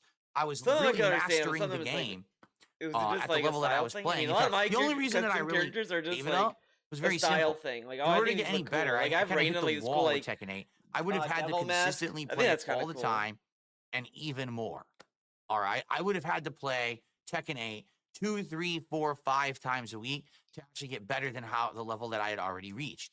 And I just wasn't willing to put in that level of commitment because I'm a variety content creator. But I want you to understand this game has amazing amounts of content. It's got a lengthy, very interesting story mode with various different kinds of All gameplay, right, arcade, okay, really well cool. among various different games, or trying to go back and forth between Street Fighter and Tekken. It ain't gonna happen. I would have to focus of 2024 is Balatro. That's right. Dude, remember when he said that this game he wouldn't consider it game of the year or whatever the fuck? He's like, it's a good game, but I can't see this being on my gaming countdown. But I guess it's playthrough, so it's different, right? Game that I've only just recently started playing near the very end of December. It's a game that I didn't even know Oh my God, existed, but got nominated for Game of the Year. And when it did, I got interested in it. And I said, man, I want to check this game out. And I want to see what it's all about. And let me tell you, I know how to play poker. I played 5-card stud, Texas Hold'em, and other variations of poker. Okay, I do not need your origin story on how you play cards. I've only done like 3 God streams of the game, but every single time that I've played it, I've had a great time. I absolutely love that in this game you could start with different starter decks that create variables that make the game feel different. I like how even though you're good at the game, you may have a bad run because it is a roguelike. If you're not aware, Balatro is a roguelike game where basically you are trying to earn points by playing poker hands, but you have to earn a certain amount of points within a certain amount of hands or else you fail and then your run has to start completely over from scratch. Now there's joker cards that you can get that will give you added variables. Dude, this is like a tutorial. Multiply my score by a certain number. I don't want a tutorial. Dude, this is like obnoxious. I want to know why he likes this game, and he's like explaining me how to play the game. I don't care about how to play right now. A club actually beaten the game twice, different play style, try different jokers to see if you can win in another creative or interesting different way. So very, very addictive game. But here's the thing, honestly, if you're not a fan of poker or you've never played poker before, I don't think this would actually be a very good game. Just being honest, I actually feel like it would be a disappointing game because it really is just poker, poker, and more poker. You need to love poker to understand and like Balatro. Wow. So, if you're not into cards or poker particularly, this is probably going to be a skip for you and you're not going to care about it.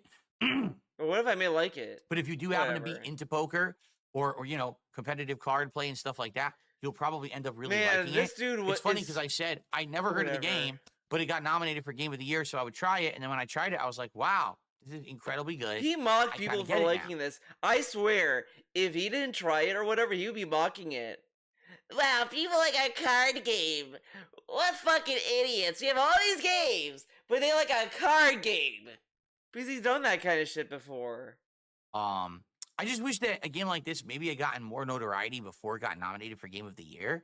Because I didn't know anything about it. And I feel like if it hadn't gotten nominated, I never would have played it. And I never would have enjoyed it. Yeah, by the way, it's got a very chill soundtrack, despite the fact that it's trying to go for an 8-bit visual style or whatever. The soundtrack is very relaxing and fun and chill, and the game is great. What does the visuals have to do with the soundtrack? Have a good time and have a good stream. The Balatro streams have been some great opportunity to interact with you guys, which I very much enjoyed. So, Balatro stuff, I've only done a few streams of it, but I've really enjoyed it. I will be playing it more in the future. Definitely one of my favorite playthroughs of last year. Okay. Whew. Continuing on. This is hard to do, to just talk constantly for hours on end without a break, let me tell you. Oh, so hard, man. I agree. Wait, My what? number Oh 7 God. best playthrough of 2024 is, I almost said Super Mario. Wow. Astrobot on the PlayStation 5 Pro, particularly. Astrobot is an Why does the incredibly well designed why did that Super Mario. Wow. why did the PS5 Pro need to be like called Astrobot out? on the PlayStation 5 Pro, particularly. Why? Astrobot What's the is point of an that? incredibly well designed, well polished, ingenious, Yes. gorgeous, well performing, Let's fun gas to up play, Astrobot. innovative, chill style platformer. Man, all these buzzwords. Like, do you like that? Listen to all these Polished, buzzwords. ingenious, Ingenious. gorgeous, Gorgeous. well Well performing, performed. fun to play, innovative, Oh man. chill style. Ingenious. What's Platformer. ingenious about it? It's all of those things Is at this the a same time. It platformer? really is. Look at this. Your Oh. Parappa the Rapper Bot. I watched Reading- Devin react to this, but I'm just gonna tell you, this man, Up a Man, giant it's robot cringe. beetle, bouncing off of the beetle to get a puzzle piece, using And we get random Nintendo hate out of nowhere because of course we jet do. boots to hover over to a Listen to rapper bot, this. beating up a giant farmer. Oh, well, It's how do- all of those things at the same time. It really is. Look at this. Your Parappa the Rapper Bot, beating up a giant robot beetle, Okay. bouncing off of the beetle to get a puzzle piece, using jet boots to Dude, this is so many platformers do this.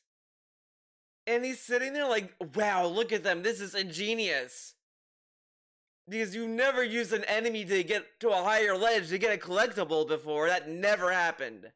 hover over to a open sunflower. And you wonder why he hates Dragon Ball. Oh my god. Donkey Kong 64. That game requires you to do all these collectibles. You go to high places to collect a puzzle piece. Or not a puzzle piece, oh my god. A banana of all different kinds.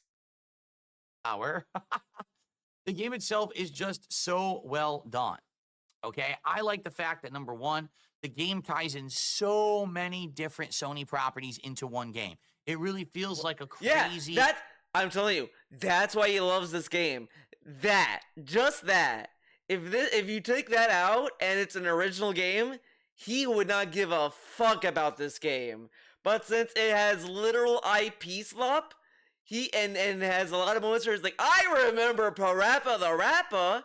Oh, I remember this game. He loves it. He loves games that lets him point out of the screen. Like, I know that. I know that thing. I know it. Dream style game where Kratos could be in the same Kratos- realm as characters. Oh my so many different Listen Sony how he says properties into Kratos. one game. It really feels like a crazy dream style game where Kratos could be in the same realm as characters from The Last of Us, which could be in the same realm as characters from The Last Guardian, right? It's pretty wild to think about that. I also like Dude, it's like Steven Universe versus Shaggy. Scooby-Doo versus Superman. the fact that it's not openly cutesy. You know, some platformers, Sally, you look at a Kirby game or whatever. This is so disgusting. Because how is this not an overly cutesy game? Everything has eyes on it. What are you on? Right? It's pretty wild to think about that. I also like the fact that it's not openly cutesy. Openly cutesy? It's pretty open about how cutesy it is. Look at it. The enemies actually look like your friends. And you're like, why do they hate me? It's a ladybug. Why does a ladybug want to kill a robot? Some platformers, Sally, you look at a Kirby game or whatever, and then he shits on like all their platforms for being like kids, and it's so annoying, right? Because he plays Kirby, Mario, whatever. He's like, I wish people didn't see this as kids' games.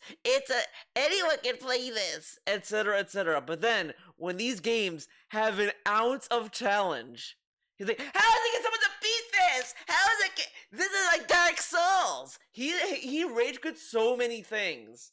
Like, man, I could find clips Mario Odyssey where he forced himself to do the frog glitch because he was freaking out that the game was hard, and he kept saying, "How was a kid supposed to beat this?"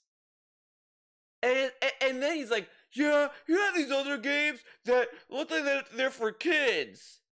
This dude's such a piece of shit, and this game is actually easier for him at least. Whatever. It has that stigma that, oh, this is just a kid's game. I don't necessarily. The stigma is for people like DSP who are a bunch of boomers. Like I said this story before. I was like, when I was younger, I was with my mom, and I went to buy a game. I bought Loco Roco, and she's like, "Oh, what game did you get?" Like, "Oh, I got Loco Roco." And my mom's friend looks at me, and is like, "It looks like a kid's game. Are you a baby?" And I was like, it's a fun game." No, it was either Loco Roco or Loco Roco 2. But I was like, no, it's actually pretty fun. And he's like, "You're playing a kid's game," and that's me. I was like, "Yeah, okay, boomer, fucking shut up. Like you know what anything is." It's like, come on now, dog. And it's the same shit with him. He has this segment himself. He plays a Nintendo game, and you could tell like when he plays a Nintendo game, he really goes in expecting the game to be easy. So he doesn't really try that hard. He's like, it's gonna be an easy game. And that's probably why he gets super mad. Because he thinks it should be easier than it is. Necessarily feel that playing Astrobot, although sadly a lot of people do still feel like it has that stigma. I don't believe that. I actually think that Astrobot is a good game for all audiences, for all ages. It also has a what? Oh my god. Playing Astrobot, although sadly a lot of So it's not openly cutesy and doesn't have the stigma that Kirby games have where it's for kids. But people say this game does. He doesn't agree with that because it's for all ages. But Nintendo games are for all ages, and he says that it's for kids. But then when he's playing it, it's not for kids. Like, dude, come on. do still feel like it has that stigma. I don't believe that. I actually think that Astrobot is a good Random game for Nintendo all hate. audiences, for all ages. Of course. It also has a great amount of content. You know, has about roughly anywhere between 15 to 20 hours of content for a platformer. That's a great amount of content, honestly. I like the variety in the levels and the way that they're designed. For example, each level feels completely self-contained as a different world. By the way, as much as he's praising this game, he said that he would not win. The nominations were announced, he was like, "I guess I gotta go for Elden Ring. I mean everything else. Like I liked Astrobot, but it's not that good, man. You know, it's like a fun game, you know." And now he's like singing its praise. You know, some are themed during different cultural things. Some are nautical, some are in the sky, some are underground, some is futuristic, some feels more like ancient. Dude, this is Mario. And again, if any other game did this, he would shit on it and say, "Wow, it's not original." Look at all the criticism of any FromSoft clone. "Oh, this is cloning a Soulsborne. This is a clone. Oh yeah, wow, so hard." And then this game does it. Oh, what an amazing game! Fucking Stellar Blade. Oh wow, Stellar Blade takes aspects from this and that. Wow. I like how there's so many different Sony properties. Here's Jumping Flash being represented in the game. Jumping Flash. Futuristic, some feels more like ancient. I like how there's so many different Sony properties. Here's Jumping Flash being represented in the game. And not only is it challenging stages based on, platforming skill, but also there's these optional puzzles and things to explore in the hub world as well. More platforming, more challenges, unlock more characters, more customizables. The game just has a ton of content. And then even if you want the ultimate challenge, it's got that too. It's got these ultra difficult Sony symbol stages that really put your platforming skills. I love we're just ignoring that Nintendo did this as well. Like, he rage quit the challenge aspects. Mario Odyssey, I don't count he beat it because he used a glitch, so he cheated that game. And then he rage quit the challenge boss in Kirby. And he's sitting here singing praise because there's challenging aspects in this game. but he rage quit the challenging aspects of the Kirby game. And he's like, these games are for kids. To the test, Okay. yes, they made me rage during the playthrough, but at the same time, I overcame and I beat all of the challenging content. Yeah, of the game. what he didn't overcome? Kirby. You know, the game the for only kids. thing that I didn't do was all the collectathon stuff, because there's a few random odds and ends collectathon things that you can get that I didn't. Like, this is but very I literally specific. beat every stage in it, including all the hardest challenge stages. So if I can do it, you can definitely do it. All right. Now, all right, it's high up on my list. It's number 7. But you're like, well, wait, it's not game of the year? No, not so for then me. it's for kids. He couldn't beat Kirby, the challenging boss at least, but he could do it. That means it's easy, honestly. You want to know why? Because here's the truth. Here's the truth. This game is great. So was Super Mario Wonder last year. I would actually say they're probably about on par when it comes to Mario versus Sony, Nintendo versus Sony properties. They're about equivalent. I liked Mario Wonder just about as much as I liked Astrobot. They're great games in their own right. But did I say that Mario Wonder was my favorite game of last year? No. In reality, I feel that the reason that Astrobot won Game of the Year at the Game Awards is simply put because 2024 was an... Okay, let's see. Number 2.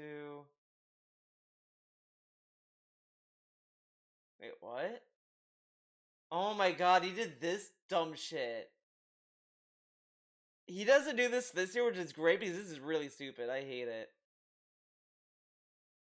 Where is Mario Wonder? Number 5. Okay. Mario Wonder is number 5. An incredibly underwhelming, underperforming year for games.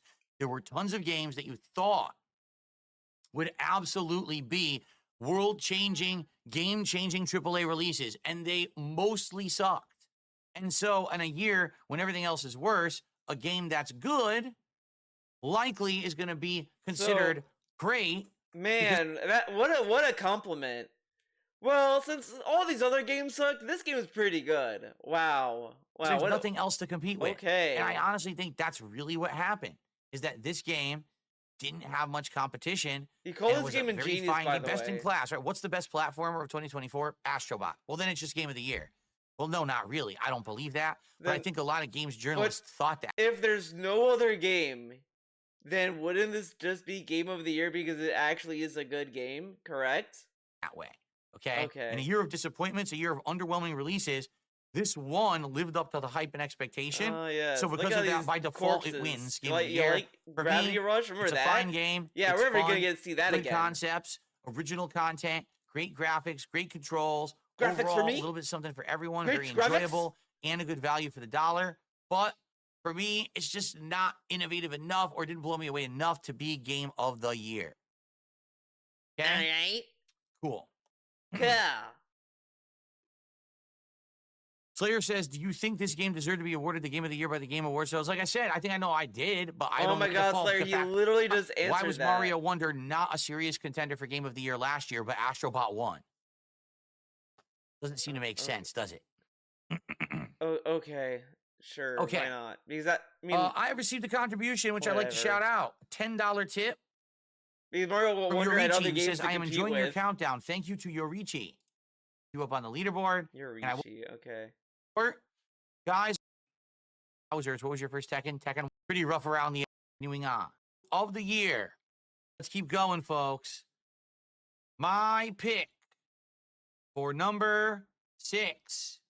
So, that was number 7. Mario Wonder was number 5. So Mario's better than this game.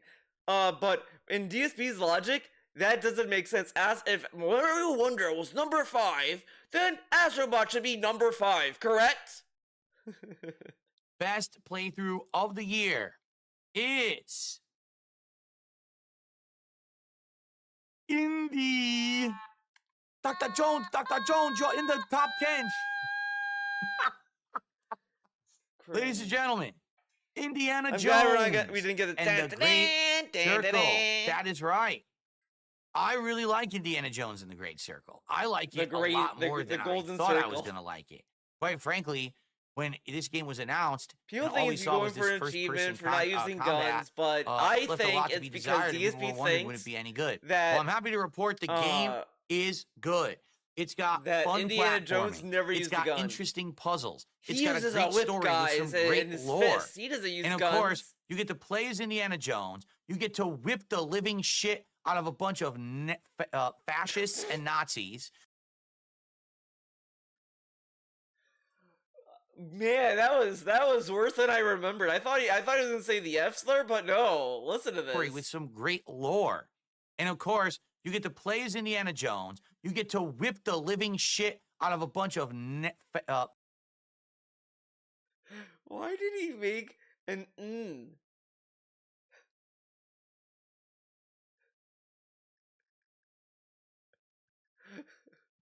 fascists and Nazis. Great story with I some wanna hear great that again. lore. And of course, you get to play as Indiana Jones. You get to whip the living shit out of a bunch of fascists and Nazis. Story with some great lore. And of course, Holy you get to play shit. as Indiana Jones. You get to whip the living shit out of a bunch of fascists and Nazis. Like, he went from the N slur to the F slur to then saying fascists. Jesus. You get to punch them with your fist, and it goes whoopsh, whoopsh, just like the movies. It's very well executed. Now, it's certainly not perfect. The physics are a little wonky. Oh my god. I would say one of its biggest strengths is also, just like the movie, to whip the living shit out of a bunch of fascists and Nazis. You get to punch them with your fist, and it goes whoopsh, whoopsh, just like the movies. That's how it It's very well executed. Now, it's certainly not perfect. The physics are a little wonky. And I would say one of its biggest strengths is also one of its biggest weaknesses. What do I mean by that? Well, several times during the course of the game, there are open world segments where you can wander around and you're free to explore and find content.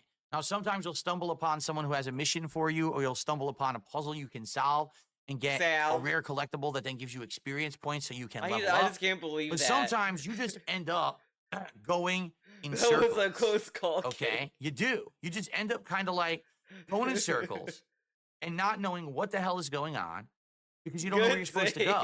Sometimes the map will say to go one way, you go there, and you're kind of confused. Did I go to the right spot? So it's definitely not perfect. Okay, but it's a great game. It is. It absolutely is a great game. It's fun to be Indiana Jones. It's fun to have a clone of you next to you.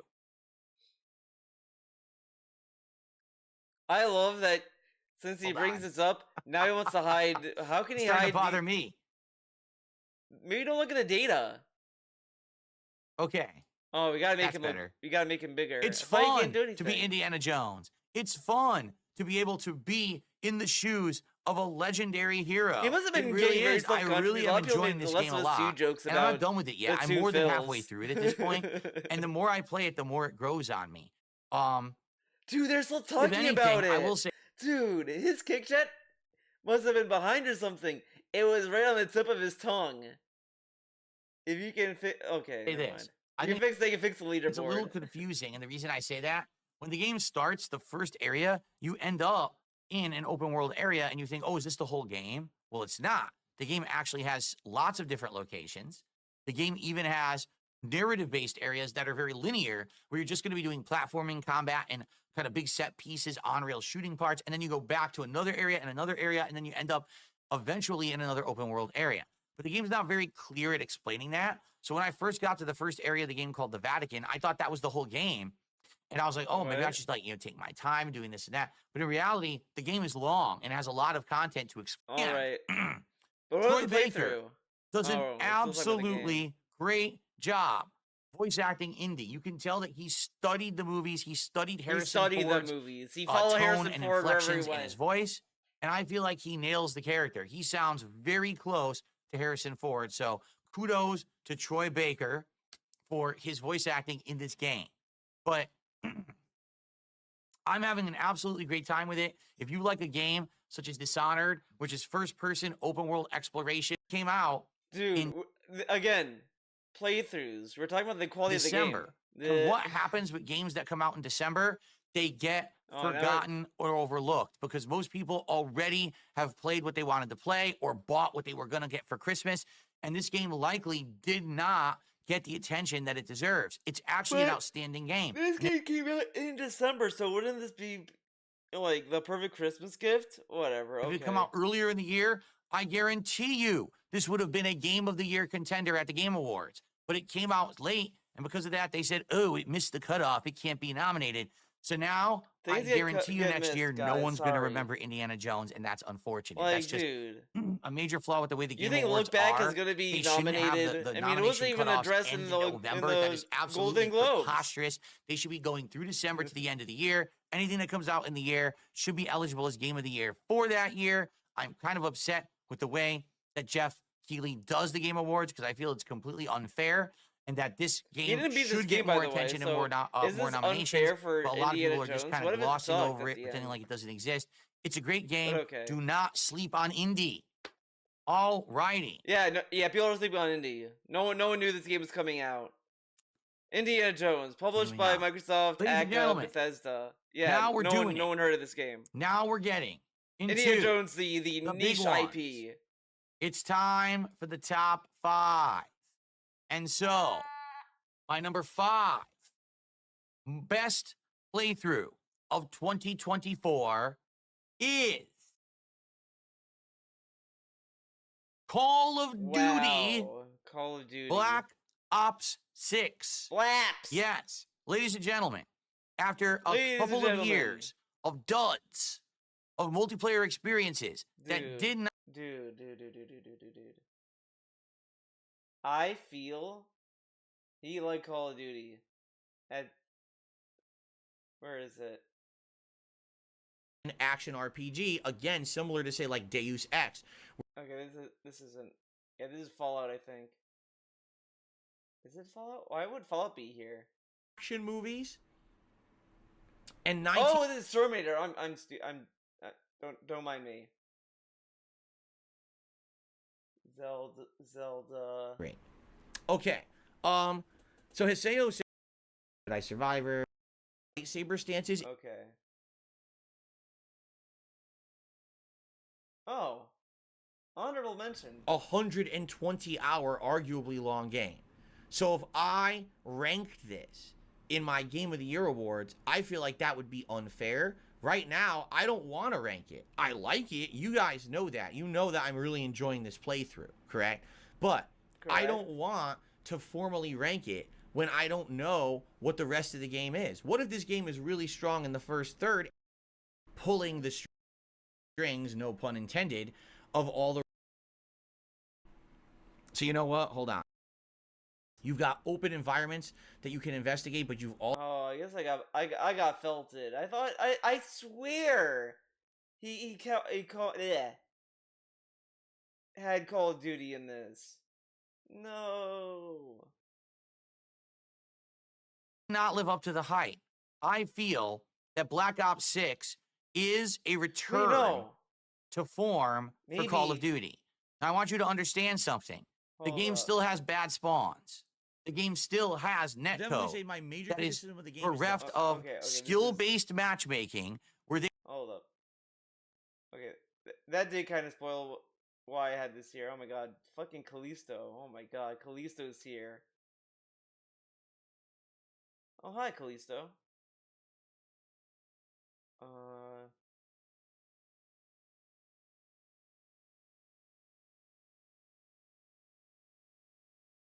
Prepare yourselves.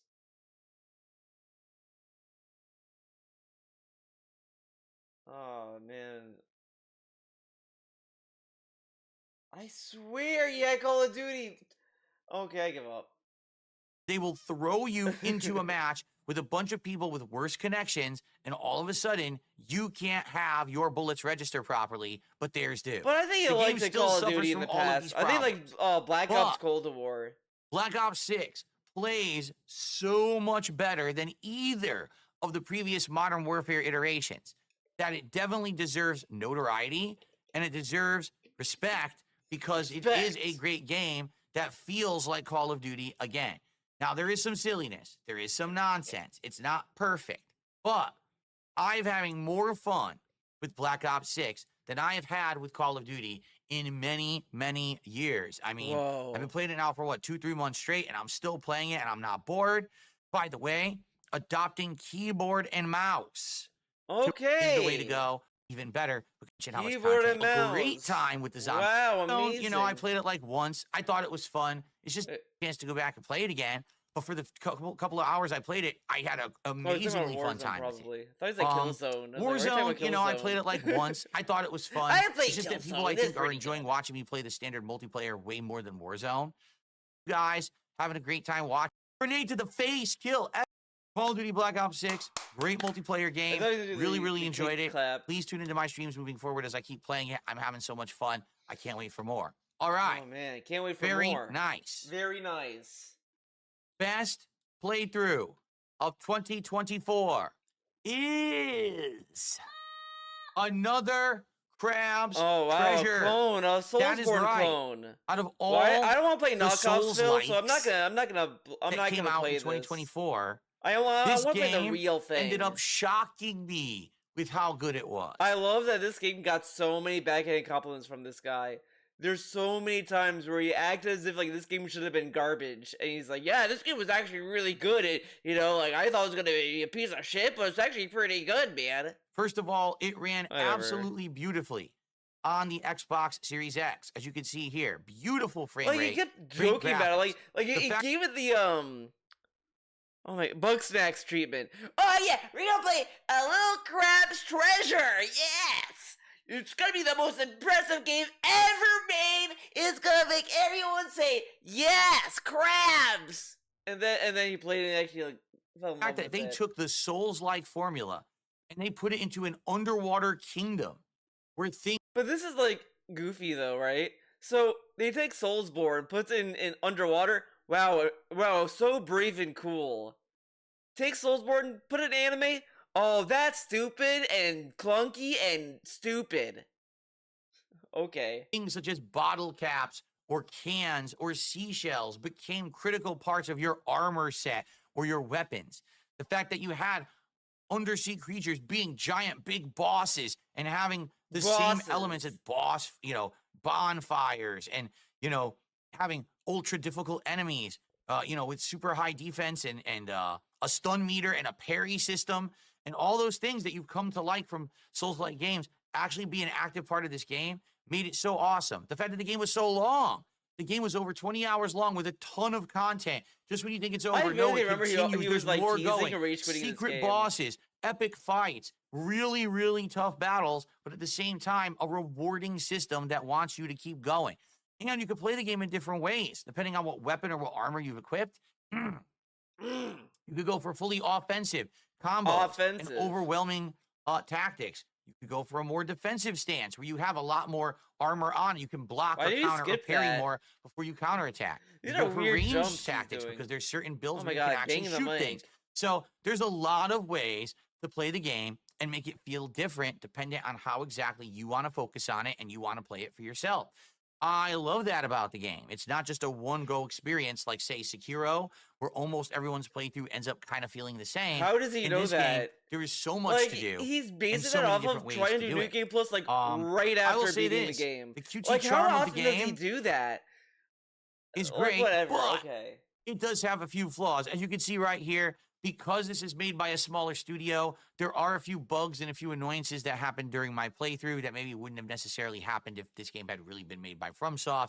I happen to highlight one of them here. Yeah, in this because clip that you I made noticed where I he got glitched stuck in in a wall. FromSoft. Okay, Ultimately, I think I sure. did get out of this wall. I think it took me over 5 minutes, but I actually did get out of the wall. I mean, I got All stuck right? in a lever. But you can expect that there will be Dark some Souls. wonkiness and No, silliness to the game. The Demon Souls as a remake on result, PS5. but at the same time, I played man, that, is the and then game I got like fun. stuck in a lever. I was And like, I oh hope that wow, you will this give is it a look if cool. you haven't yet. By the I way, couldn't get out. it's on Game Pass. This is one of the best games of the year. Original, fun, creative, and it's Original, on Game fun, Pass. How could you interactive, possibly fun. go wrong? What if I don't like underwater? What if I don't like crabs? So, do not pass No, I passed on it. another Crab's I Treasure. want If play you're real interested in FromSoft Souls-like games The and you want to see a unique one and a fun one, this is one that very well may have gone right off your radar. You might have missed it. Definitely don't pass it by. Check it out. You're going to love it. It's really unique and fun and well made. And oh no, that's a shame. But you see, it's Man, that he's kind not of in the game where you same want to keep place. trying to do stuff. You want to keep going for that jump. You want to keep exploring. You want to see if I you want to can keep get trying as he that stops new trying. thing, that new hidden item that may be over there or He whatever. stopped It really trying. opens itself up to open world Went exploration from, and you fun want in to that keep regard. trying, and he That's one of stops the major trying. reasons I really liked it. So, another Crab's Treasure. Great Souls-like attempt. Underwater Kingdom style. Very unique art structure. Great combat. Underwater Kingdom great style. Elements, even a unique and interesting story, if you can believe it. Well executed. Can you believe it? The story is good. What's the story about? Can you tell me what the story is about? Like, I love that he explains the story in some games, while other games he just doesn't. I'm being told by DJ Sonic Swag that it actually got a New Game Plus update that made it even better. Are you gonna play the New Game Plus? No. Suffice it to say, in a year when a hermit crab is one of the most compelling characters in gaming, it was probably a slow year.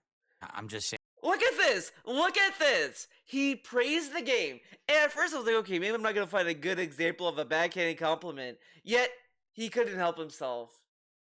So, it's a slow year, so it says a lot when a crab is the most relatable character. Like, fuck off, man. I like this game. And I like that the guy, a dude told him, this game has a New Game Plus, like, thing that's cool. You think this guy's gonna do New Game Plus on Little Crab's Treasure? Fuck no. Suffice it to say, in a year when a hermit crab is one of the most compelling characters in gaming, it was probably a slow year. I'm just saying. I'm nothing against this game, but man, to see that the style of games that I'm saying were some of the best playthroughs of the year, I think this is very representative of the year that we had last year. Look at this! Dude! If you like the game, that's fine. This dude's like, yeah, man, look how bad the gaming year was. I liked Little Crab's Treasure. Can you believe it? I said this is a good game. A game I supposedly like. Jeez. Year. You understand? You understand? Okay. Ladies and gentlemen, this is it. The top so 3. So he didn't really like the game then. Best playthroughs of the year. He didn't like the game then. He played it because there was nothing else to play, so it was a time waste game. And then he included because he came up with nothing. Again, this list did not need to be 20. He just arbitrarily decided, let's do 20. Because presumably, he wanted 2 streams to do this, so he doesn't have to play games for 2 nights. What games will make the cut? And what games will be forgotten?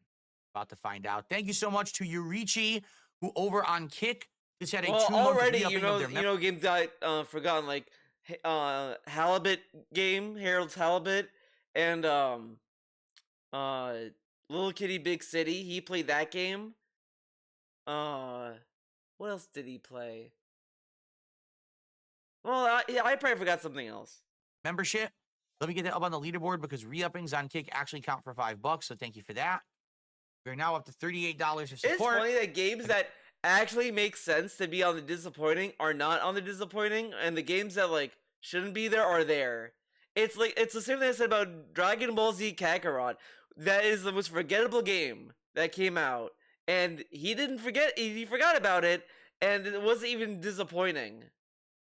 Okay. Again, guys, it sure would be great to get some more support tonight for the best playthroughs of the year countdown. If possible, please support the stream. Okay.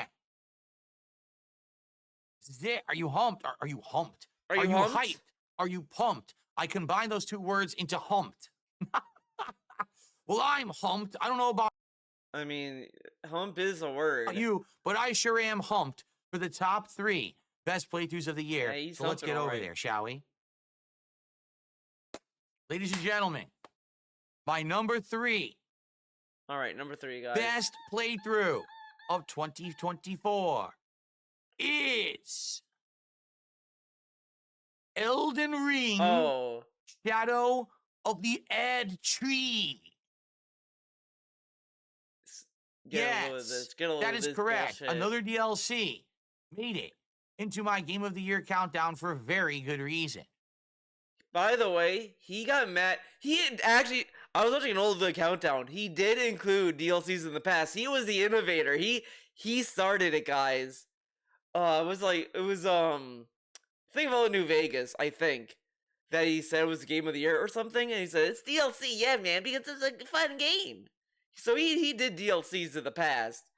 But anyways, he got mad at fucking Jeff for including DLCs. Said, well, I guess I have to go with the DLC for Elden Ring, but like, I don't know, man. It's DLC. And get a load of this. It's number 3.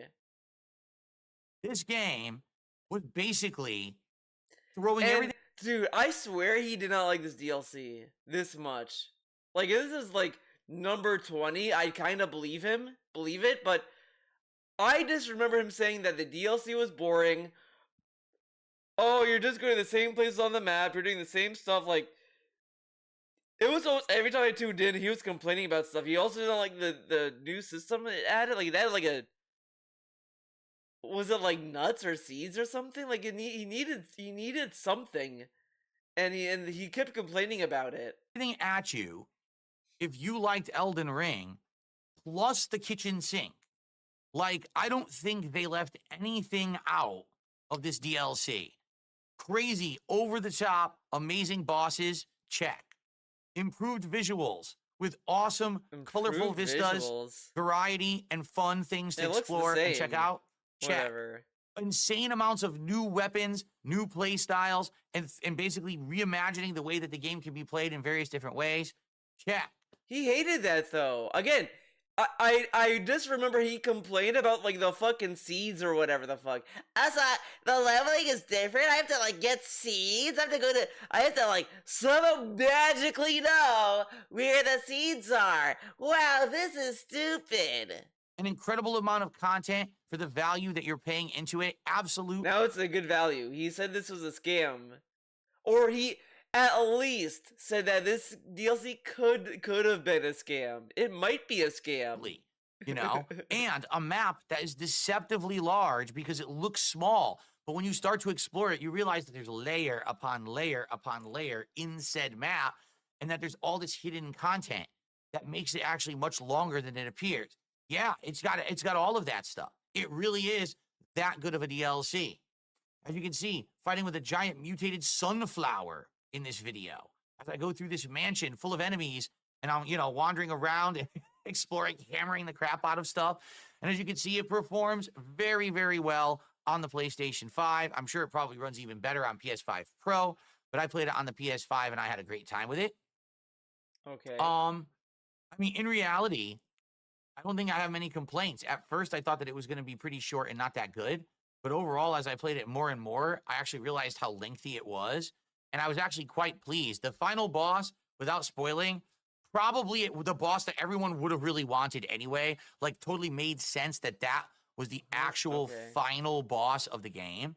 And it was incredibly hard, but fair. That's another thing that I want to say about Elden Ring in general. Are there difficult parts? Yes. But I feel like there are pretty fair. I went back to this game and I didn't know what I was doing. The final boss was very, very difficult. Game sucks, the hardest guys. of the entire series, I would say. Probably Melania took me a little bit longer to beat because I wasn't as good at the games when I first reached Melania. By the time enough to change my build on the fly and try different things and figure out exactly what's going to work against the final boss. As opposed to with Melania, I was just kind of going through the game once, doing jumping attacks and kind of fucking around and hoping for the best. We're still talking about Melania. I do like the area, at least, in this game. So, this looks pretty cool. Yeah, okay. I have one complaint. Just one. Literally, I have one complaint about Shadows of the Erd Tree. Sadly, there were parts of the map that I thought were a little too empty. Like, for example, there's a centralized kind of like haunted, cursed woods, or it's like the Woods of Madness. There's just nothing really there besides one optional dungeon and a bunch of generic enemies. There's nothing else there. And I don't even understand why it's that empty. There's also 2 or 3 fingerprint areas where it looks like something amazing and giant will be there, and there's really not much there. There's just a couple items, and that's it. What's funny is there actually is a final optional awesome boss related to the fingerprint areas, but it's not even on the fingerprint areas. Very confusing. But overall, really enjoyed it. Great DLC, high production value, top of the line, great stuff. Top of the line. Absolutely not disappointed whatsoever with this DLC. Take a look at me, running in circles here with double smashing. Well done. A great way to give a send-off to Elden Ring, and we thought that we were done until they announced another Elden Ring game coming out this year that's not related to really the mainstream storyline, but instead this kind of what-if scenario, teaming up with other people and doing co-op combat and the like. That looks like it's going to be very interesting. But, man, I love Shadows of the Erd Tree. definitely one of my favorite playthroughs of the year. Oh, I thought All you went a right, little now bit wait a minute. more. Hold on a second. If that's only number 3, Because I thought you were saying like it's a good, because I wanted to play this little part. Say my major criticism of the game is thus: the game, Wow, the audio is so insane amounts of different. quantity and a good amount of quality, but not all the quantity is quality. And what I mean by that is, when I started getting, You're to gonna the say there's final not a lot areas of quality, game, by the way, but whatever. I was kind of like, all right, so now there's snow, but I've seen all this before. Every single enemy, every single boss, we've been there, done that. You know what I'm saying? It wasn't like we were being blown away with insanely amounts of unique content at that point. Oh, look at this. Here's a unique boss fight that kicked my ass a million times. Look at this boss fight. And that definitely kind of annoyed me, because here's the thing. With FromSoft games, all right, Bloodborne, Dark Souls, typically most of the content feels like it's curated content. Curated Yeah, content. you're kind of on rails. It's not really possible to go too far in open world explore, but when you're on that journey, everything feels special, unique, and specially designed to give you ultimate challenge and fun. In Elden Ring, because there's so much content, it actually feels like a lot of the content is kind of just shoved in there for the sake of having more content. Man. Like I said, He loves this game. Dungeons are a complete waste of time and don't really need to be in the game. And I actually feel like, again, the final third of the game, you kind of feel like you've almost seen everything in the game already. And that's not good. That's not good. Then what the heck are the top 2? All right, what's the top 2? Okay, Phil. Show us the top 2. Oh, we're doing a bit. Well, you're about to find out more. Get ready to poop your pants, because, ladies and gentlemen, it is Metaphor ReFantazio. Oh my god. Yes. What a sick Yes, joke. and everyone's going to say, I can't believe he put this on his list. He had it on his other list. How could he have it on 2? Dude, he already had games that were already on the other list in this countdown. So this little like joke is like, it doesn't work. How could he have it so high? How could he do it? I'll tell you why. Because the game, in the 12 hours of it that I played, was that good. And I feel like my playthrough was good, even though I had to cut it short because people stopped showing up for it. All right? Now, this is a topic that we had in the most disappointing playthroughs of the year countdown. It is insane. Why was my Metaphor playthrough so and disappointing? you know what? I was thinking we were done with this kind of rant, but no. Because it ended at 12 hours. Why did it end at 12 hours?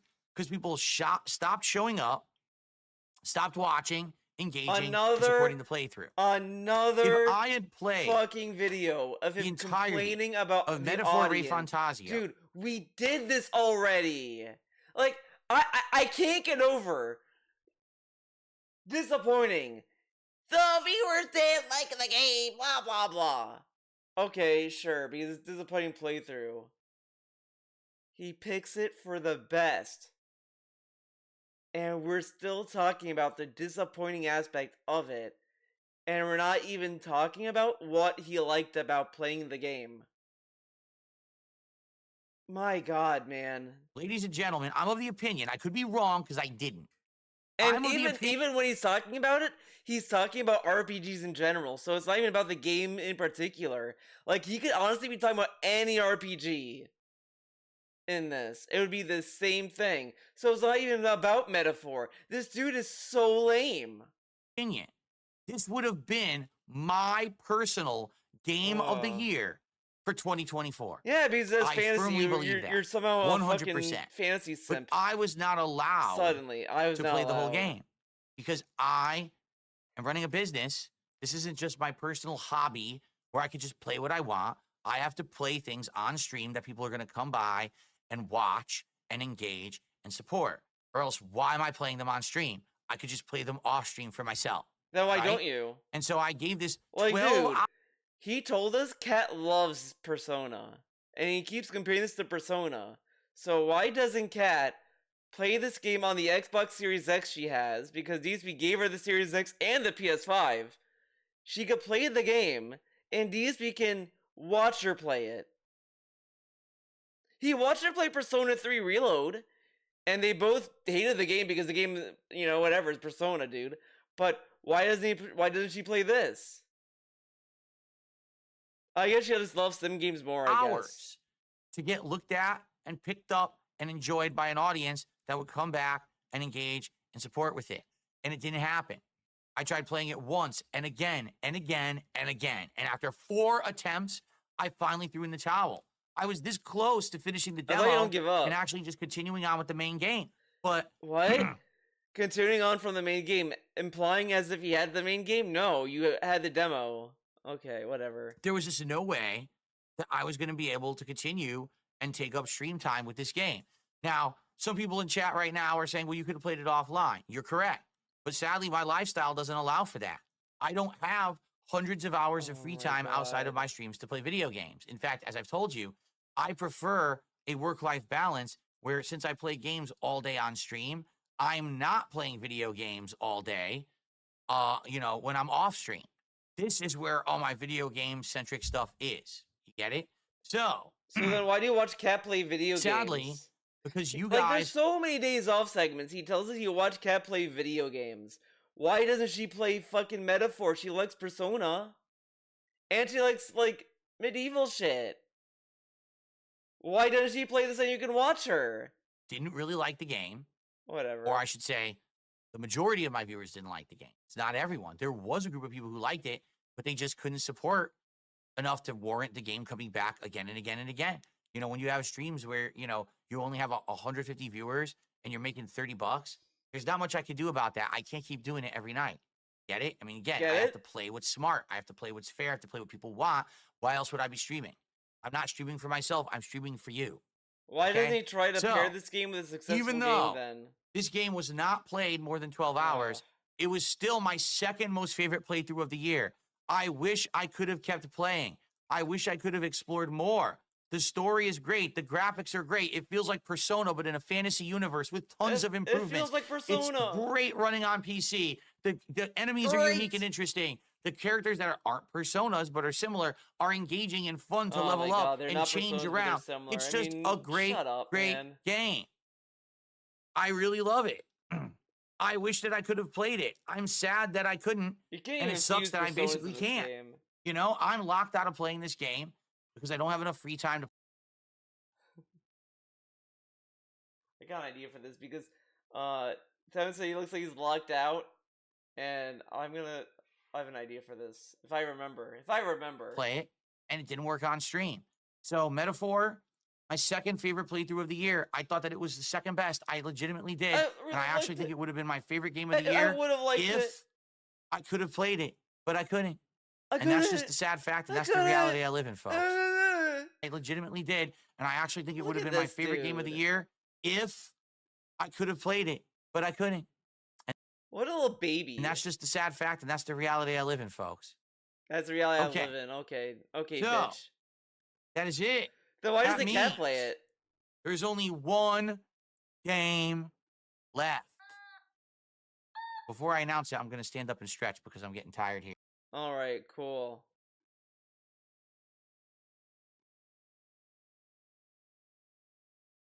By the way, Hypnotic Jinx is going to be a mod because he's a whale, and he asked DSP to be a mod, and he said, email me and we'll talk about it, which means he's going to become a mod. The only question I have, since Hypnotic Jinx has been a long time whale, I mean, Jinx has been around for a while, will he get access to the Discord faster than Iron Cuck Sakai? Only one way to find out. Hypnotic Jinx just did a $20 super chat. This list is hype. Let's go, number one. When we find out your Game of the Year nomination. Yes, here we go. Let's get Jinx on the leaderboard. Thank you, Jinx. Get him on the leaderboard. Get him up there. Sorry, guys. I'm losing steam here because this is it's tough to talk this long, to be honest. To not, like, talk back and forth with you, but just to talk to myself. Okay. Jinx. Haseo just gifted N. Nada tonight. Hold on a second. Been 4. No, I did not get any gifted. All right, we're just moving forward. Saying it's spendable. to resume and finish here. I hope so. Wow. Playthrough. Jeez.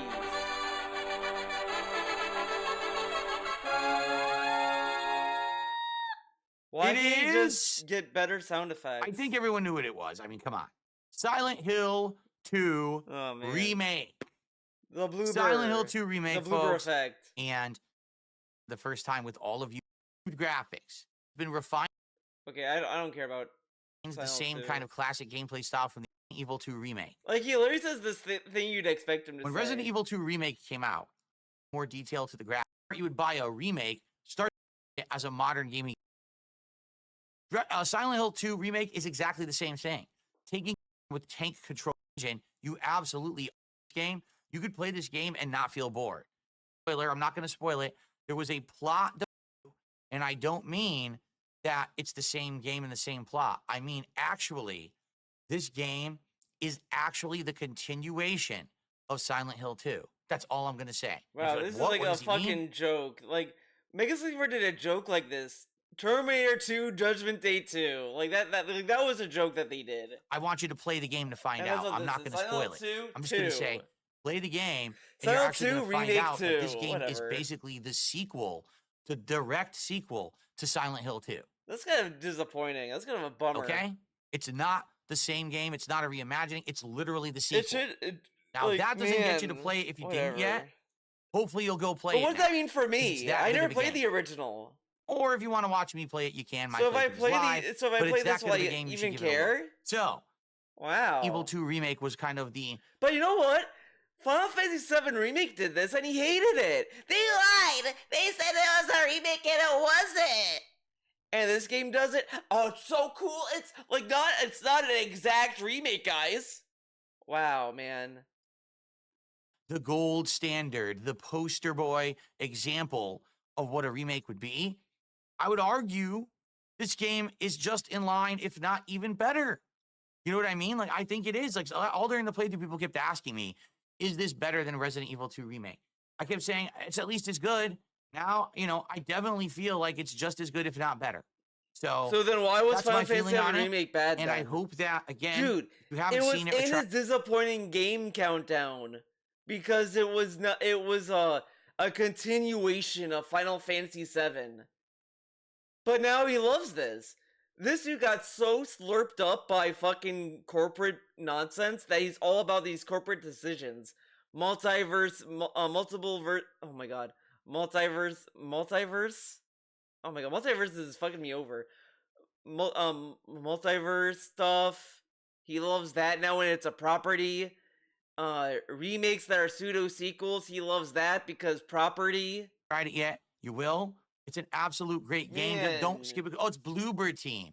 Bloober Team is great. Oh, but it didn't win many or any awards. The Game Awards. Great. Who gives a crap about the Game Awards? Who cares about the Jeff Keighley Buddies Club? You stroke my dick, I stroke yours. Everyone's happy-go-lucky about what games they like. Everyone, we're going to conspire to vote for the game that's the feel-good game of the year instead of the game that's good. This game, really petty. Undoubtedly is one of the best games of 2024, no matter what a bunch of game journalists with agendas say. It really was that good of a game. What was the agenda? Astropod won. Don't miss it because the game journos didn't kiss its butt. It's really, really good. Come on. Shut up. All right. Ladies and gentlemen, that is the conclusion of my best playthroughs of 2024 countdown. A weird year.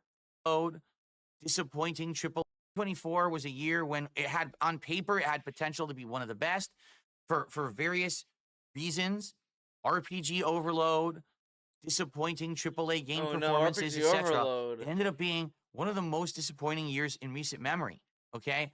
If anything, what we saw this year was that independent games like Helldivers 2 or he hated indie games. Could stand up but now it's all to about the big indie AAA games titans and actually get just as much. This is bullshit. He's only saying this because there's nothing else to play. If there were a lot of AAAs, he would drop them.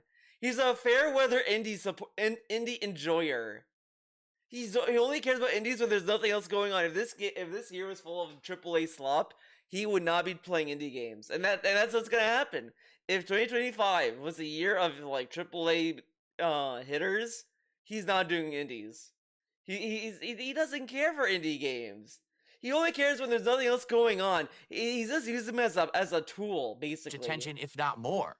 A year when a game that was just a platformer like Astrobot ended up actually being some kind of an absolute amazing experience, when just last year a game like Mario Wonder didn't really cut the mustard, right? You know, But it's it was just a good. weird one. Oh my god! I really feel Didn't like cut the mustard. moving Fucking forward, find a bridge. we may see a shift in the industry. Maybe not. Perhaps, just perhaps. What We will see in But 2025. what kind of shift of the industry would it be to focus on indie games, right? Because indie games are by nature smaller budgets, like just like an upstart team, basically. Like they're just a small team doing small style games. Like you're not gonna like if a big company is like, oh wow, Hades 2 is so good, let's buy this company and make them do AAA slop. Then they're not indie anymore at that point. Whatever. Okay. The AAA gaming industry recover. Maybe we will actually start to see big high-profile releases get notoriety again. I don't know. You know, I'm a little worried. In my 16 years as a content creator and a YouTuber, I haven't seen a year where a lot of the AAA games failed as badly as they did this year. You know, games that you thought on pay, oh my God, Final Fantasy VII Rebirth is going to completely crush it. And then it underwhelmed and underperformed. That's shocking. So No. I'm curious how I mean, things are not going to really. go. Again, like people could be upset with Rebirth because it's not what they wanted because of remake. Because remake said that, oh, we're not doing an exact remake of 7. But again, it was only on one console, and again, Square Enix was fine with it. I mean, they said like, oh yeah, the sales were like, you know, they weren't good, but they weren't bad. You know, we're satisfied. But I think we're gonna do multi-platform releases again. Like, of course. Moving forward, Whatever. we'll see. Perhaps this year it's going to be more of the same. Maybe we'll see a recovery. I don't know. All I can tell you is, no matter what, I'm going to be here covering the games, having fun, having good times. Times overall, interaction I had, a resurgence, best in 2025, and now, of course, on DSP Gaming Rework in it. It was throughs of 2024. Oh, watching. I'll see you soon for something new. Have a good night. Peace out. Oh, that was the end of the recording.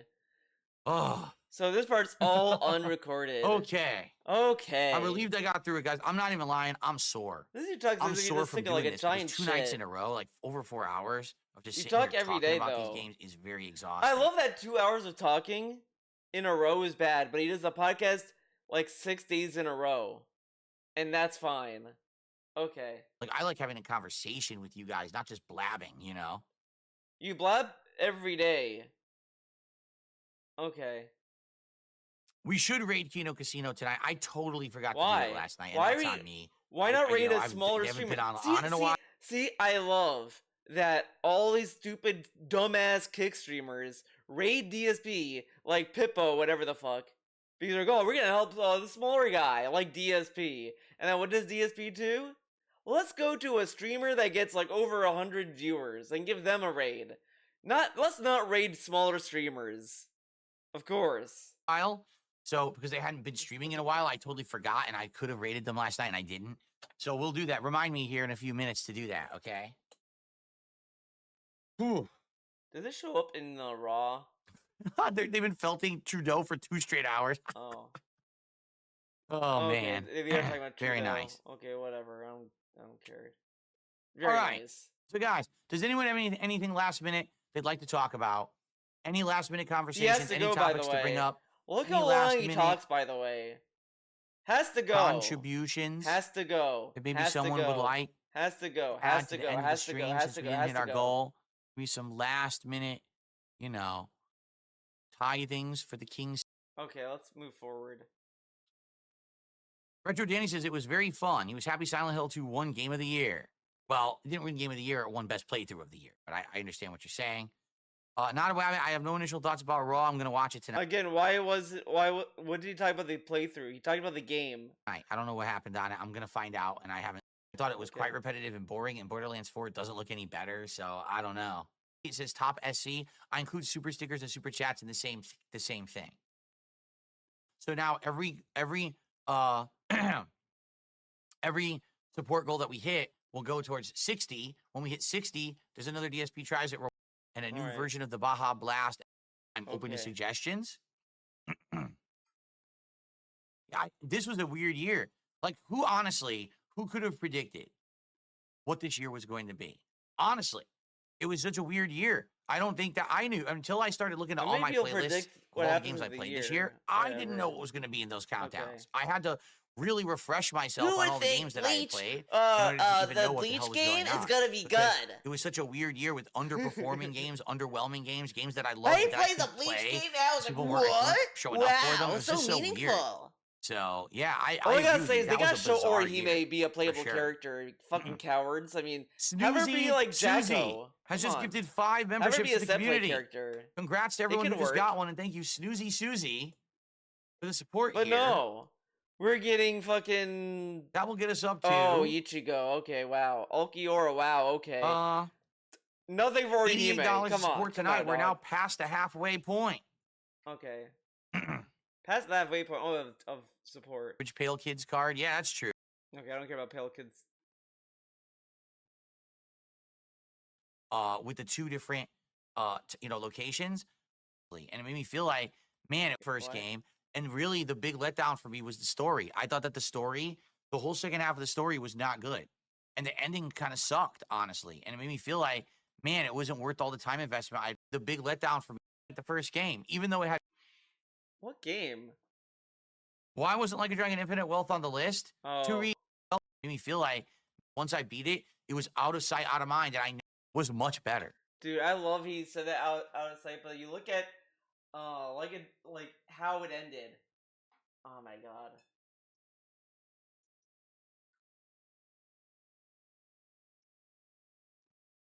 Not end, oh my god.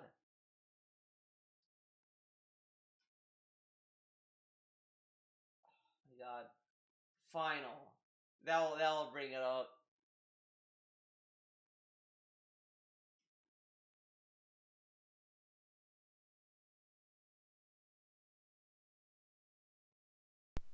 Okay, everybody.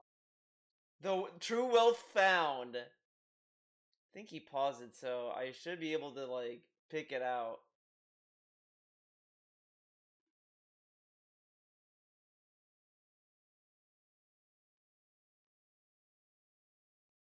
And again, it was about playthrough, so should he talk about how supportive the game was? For what? For what, really? Right? All the shit that's made up. The whole Tatara channel with him and for me. You know what I mean? For him, and for me? Here we are at the end, and I kind of felt that's what the ending was going to be. Infinite wealth. Because they don't get rich during the game. But what it is, they build these friendships. They care about each other. Friendships. And at the end of the day, they feel like they're the richest people in Japan because of what they have. Well, no one else understands that, right? The same thing with me. I'm never going to be filthy rich, but I've got a great life that I have with my family. I've got an awesome I'm rich with cat. stream that I get to do with you guys every single day. Every single and I'm day. happy. We're rich. You know what I mean? I mean, things aren't perfect, but I'm happy. And that's what a lot of people on the internet who just want to make fun of me all day will never understand. Applies to me. I'm just happy. Bruh. Look at this. Look at the screen right now. Look at the subtitle. Look at it. Like Look this at it. song is like This word for song? word. I'll tell you why. Words Applies are to full of me. lies. I'm just happy with what I have. That's where my true wealth comes from. Wait, Not from what? money, not from internet But the popularity or subtitle says, fame. I'll tell you But why. from Words having are things in my full of life that I love and lies. appreciate, and knowing that there's people who love and appreciate me. That's where wealth, true wealth, comes from in life. Right? Life. It's not In about life. being at the top. It's not about doing the things that make you internet famous, popular, or wealthy. It's not about 10 years of failure. No, I'm way more wealthy right now in my. So you're listening to this, right? Definitely sounds like a game that is out of sight, out of mind, right? Like how life fucking like than I how much wealth you and preach. internet fame and popularity. If you have to get popular, people like that fail and fall wealthy. I'm rich. Just that think I'm there's things rich. more important than, or it's gonna get me famous. Family that supports me is fucking unbelievable. Anything else, you know, it's his faults over the years. Let's work because they have to. Man, he went off all about himself in this, and this is a cool ending, whatever. But yeah, man, very forgettable, right? I hope that they do better with the next one. Yeah, no, to be that frank. huge rant, and then it says, well, the ending, who cares? You know, it's so stupid. It was dumb.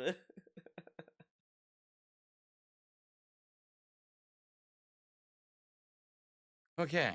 This franchise anymore. You know what I mean? He was supposed to pass the torch. How was the movie?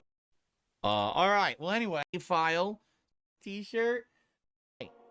Well, for the finale, it improved in many different ways, and I hope that in the next one, it's not a bait and switch. That's all I ask, and then it probably will be a better game. Do you have a completed save file? Am I going to play the Yakuza Pirate game? The I don't ending know. retcons that. I'm on the fence. I really He's am. on the I'm on the fence. fence. Like, I think I would enjoy He's playing on the it, fence. but would people show up for it to hang out and support? Or is it I going don't to know, be look every into time your I play it, hands. I have 150 viewers, half the viewers complain the game sucks, and no one supports it? Because if that's the case, then I can't play it. I've got to do stuff people want to see on my streams. So I don't know. Again, it's the case I want to experience those games with you guys. I don't know if people are going to show up, and that really upsets me. It really does, guys. You have to understand something. I'm It actually really very upsets upset. me. I It want to upsets play me. RPGs, but they just aren't working, and I don't know what to do to fix that. I don't think I can fix it. I don't think it's me. I think people have a stigma against them. There's a stereotype against RPGs that, you absolutely cannot like these games because they're too long and they're not action-packed and there's not adrenaline pumping through your veins and you're not ripping your shirt off and you're not screaming in rage or in glorious But he victory was because it's raging more during slow-paced. Metaphor. People just don't like slow-paced games anymore. Can we admit it? People do not like slow-paced games anymore. At least Maybe in the they mainstream. didn't want to watch him There are because they people didn't who want to like get them, spoiled. but they don't come to my stream. Now people have there's nothing I played the can game. do He could to try make it out. that viable outside of appealing to people to please show up if you like those games and support oh, them. man. Holy crap. $5 super chat. You ever missed the pre-recorded end of the year vids where you did voiceovers and funny editing? Yes, I do. 2 days for like 4 or 5 hours straight. I'm exhausted tomorrow, and that's it. You know, I changed who I was. I changed. I thought you didn't change. Dark Maggie says, is there any way for you to have at least a I couple didn't streams change, a but month I for you to play changed. games you want to play? See, here's the thing. Wait, what? Dark Maggie says, is there any way for you to have at least a couple streams a month for you to play games you want to play? See, here's the thing. Here's the thing. When I got this big surge of attention in August, September, and October, and all of a sudden, all my views went up. Okay, this and I isn't the started getting question. people coming by and He's supporting asking, in is there a way droves for you to my play the content, game? right? The sky was the limit. I was like, hey, I could play a game, and if I don't like it, I can drop it, and I could buy any game on a whim, and I could do this and do that. Oh, man. And then what happened is, if you look at the last few months, I did what I needed to do with the extra money I made. I got a new washer and dryer. I got fans installed in my That's home. not I cleaned what my he house out asked. from top to bottom, so now I can actually do things with it that I want. I upgraded all of my setup, head to toe. Dude, that's so not now what I'm he future-proof, asked. right? I did all the necessary things I needed to do. I was smart. Instead of blowing the money on frivolous nonsense, like some people would have said, let's go on a vacation and go spend 10 grand. I didn't do that, right? Instead, I spent it on all the essentials that I needed right now. Oh, my God. I'm now in a position. Dude, I'm, like, Yeah. losing it with this Yeah. dude sometimes. I The keep dude doing- asked him, is there a way for you to play the games you want to play? And he's not, and he's talking about this unrelated nonsense. as well as I'm doing, then yes, perhaps it's not a big deal if a few streams a month, maybe 2-3 streams a month, I can just play whatever I want. Okay. But now I'm in a position where it's like a New Year's hitting, right? And what I really should do if I'm smart is I should be playing stuff that will keep making me money so that I can start to save money. Something But that what I does haven't it mean, though? Because he gets this money after him saying, guys, let's hit the goal. Guys, let's hit the goal. Guys, let's hit the goal. He gets it about any game. been Okay. able to do in many, many years. That way, if an emergency comes up, or I'm starting to put. But he towards could do savings that for now, retirement, which I though. haven't done. I haven't been able Whatever. to do that. That's what I really should be doing instead of, oh well, now that the immediate stuff has ended, just lean back and relax and play games that no one cares about. It should be the opposite. It should be, oh, I'm committing now You guys know that he Right, raced to I'm get all committing this now stuff to write to doing it off on things his that are going taxes? to make That's why he money and wanted to bring get people all in this to stuff watch done because I by- need to keep before the doing end that of so I can do what's best for my 2024. family. That's the position I'm in right now. Is that let's take a look at the last few months, right? First, I had this burst. Now the burst is gone. The big burst in attention and support is pretty much gone. I'm back down to the same viewership that I had. Why? Because I didn't ride the drama. I didn't want to be a drama YouTuber, and it was the only way that I could maintain would be to drama YouTuber, which I don't want to be. And you guys didn't want me to be. You guys outright told me, do not, absolutely, do not be a drama YouTuber. That's not We heard this doing the before. drama and all of that. Is upgrading the setup and doing. Good news is I am getting more support. Like, I am literally getting more support now than my wife and family. A month where I make zero. I really don't know. I wish I had all the answers. I don't have the answers in this case. Like, do I control the amount of money I'm making? I don't know what I do. A week or two, we have a week where we have a bunch of appointments that we have, and we talked about it. Oh, well, And let's hear this. do I focus on spending time with my wife? I don't know what I My do. wife? I really don't know what I do. To be honest, this week I was going to have an extra day with my wife, and we talked about it, and she decided. I love that he was gonna have an extra day with his wife. But I thought you could only do that if you made a lot of money. You didn't get like a huge surge in support, whatever. Against it. She was like, nah, I don't feel like doing it this week. She doesn't feel like hanging out with him. That's cool. We actually have, in a week or two, we have a week where we have a bunch of appointments that we have to have an extra day off. And I think that was weird. Weird noise. I think that that's what we were leaning towards at this point is probably just sticking it out until then and working 6 days a week until then, and then that week having the extra day off. Like always, right? Okay. But yeah, being honest, I don't know what to do. But why can't like Kat do right now, some I don't things know on what her to do. own? It's a tough. It's Well, a tough. she's too stupid, it's I a good guess. position because it's better than what I was in. I was in. I mean, have it's to work really 6 days weird. a week, bust my ass, and barely making it. Now I'm like, I'm in a good position. But now, what do I do with what I've got? It's a tough question to answer. What's the balance? What do you do? Would I love to play the Suikoden collection when it comes out? Yes, but I doubt I'm going to make any money on those streams. I like how we're considering playing the Suikoden, but Metaphor is canceled. We're never doing Metaphor. Never ever. Why not? Like, Metaphor is the newer game. Why not just play that? But we can consider playing Boomer games, but not Metaphor. Okay. You should What suffers? You should play SMT3 then. Right? Do I not get to have as much time off with my wife? Does that mean I can't save any money? Like, what do I do? I don't know. I don't know. Chimera Nation both basically said, try alternating. I don't give a fuck what they said. All right. Alternating. Well, speaking of which, this is stupid. So that I can easily just jump that they had screwed up on that stuff. The revival. Myself and Ashton from Kino Casino will be too. That's going to start roughly. All right. That is it for this video. You know what? We will swing by DSP Reacts. Let's do a vibe check. Let's just see what's going on with this fucking bullshit. Quarters like I did the first match because I'd say that for me. That's it for this video. Thank you for watching. And I'll see you guys in the next one, be it whatever it may be. And I don't know, I'll figure something out about streaming. I don't know if I want to stream Persona 3 again or stream on YouTube. I don't know, I'll think about that. But as far as that's concerned, I am done for this video, and I hope to see you in the next one. Alright, everyone, as always, Time to skedaddle on out of here. have a good week, everyone. Bye!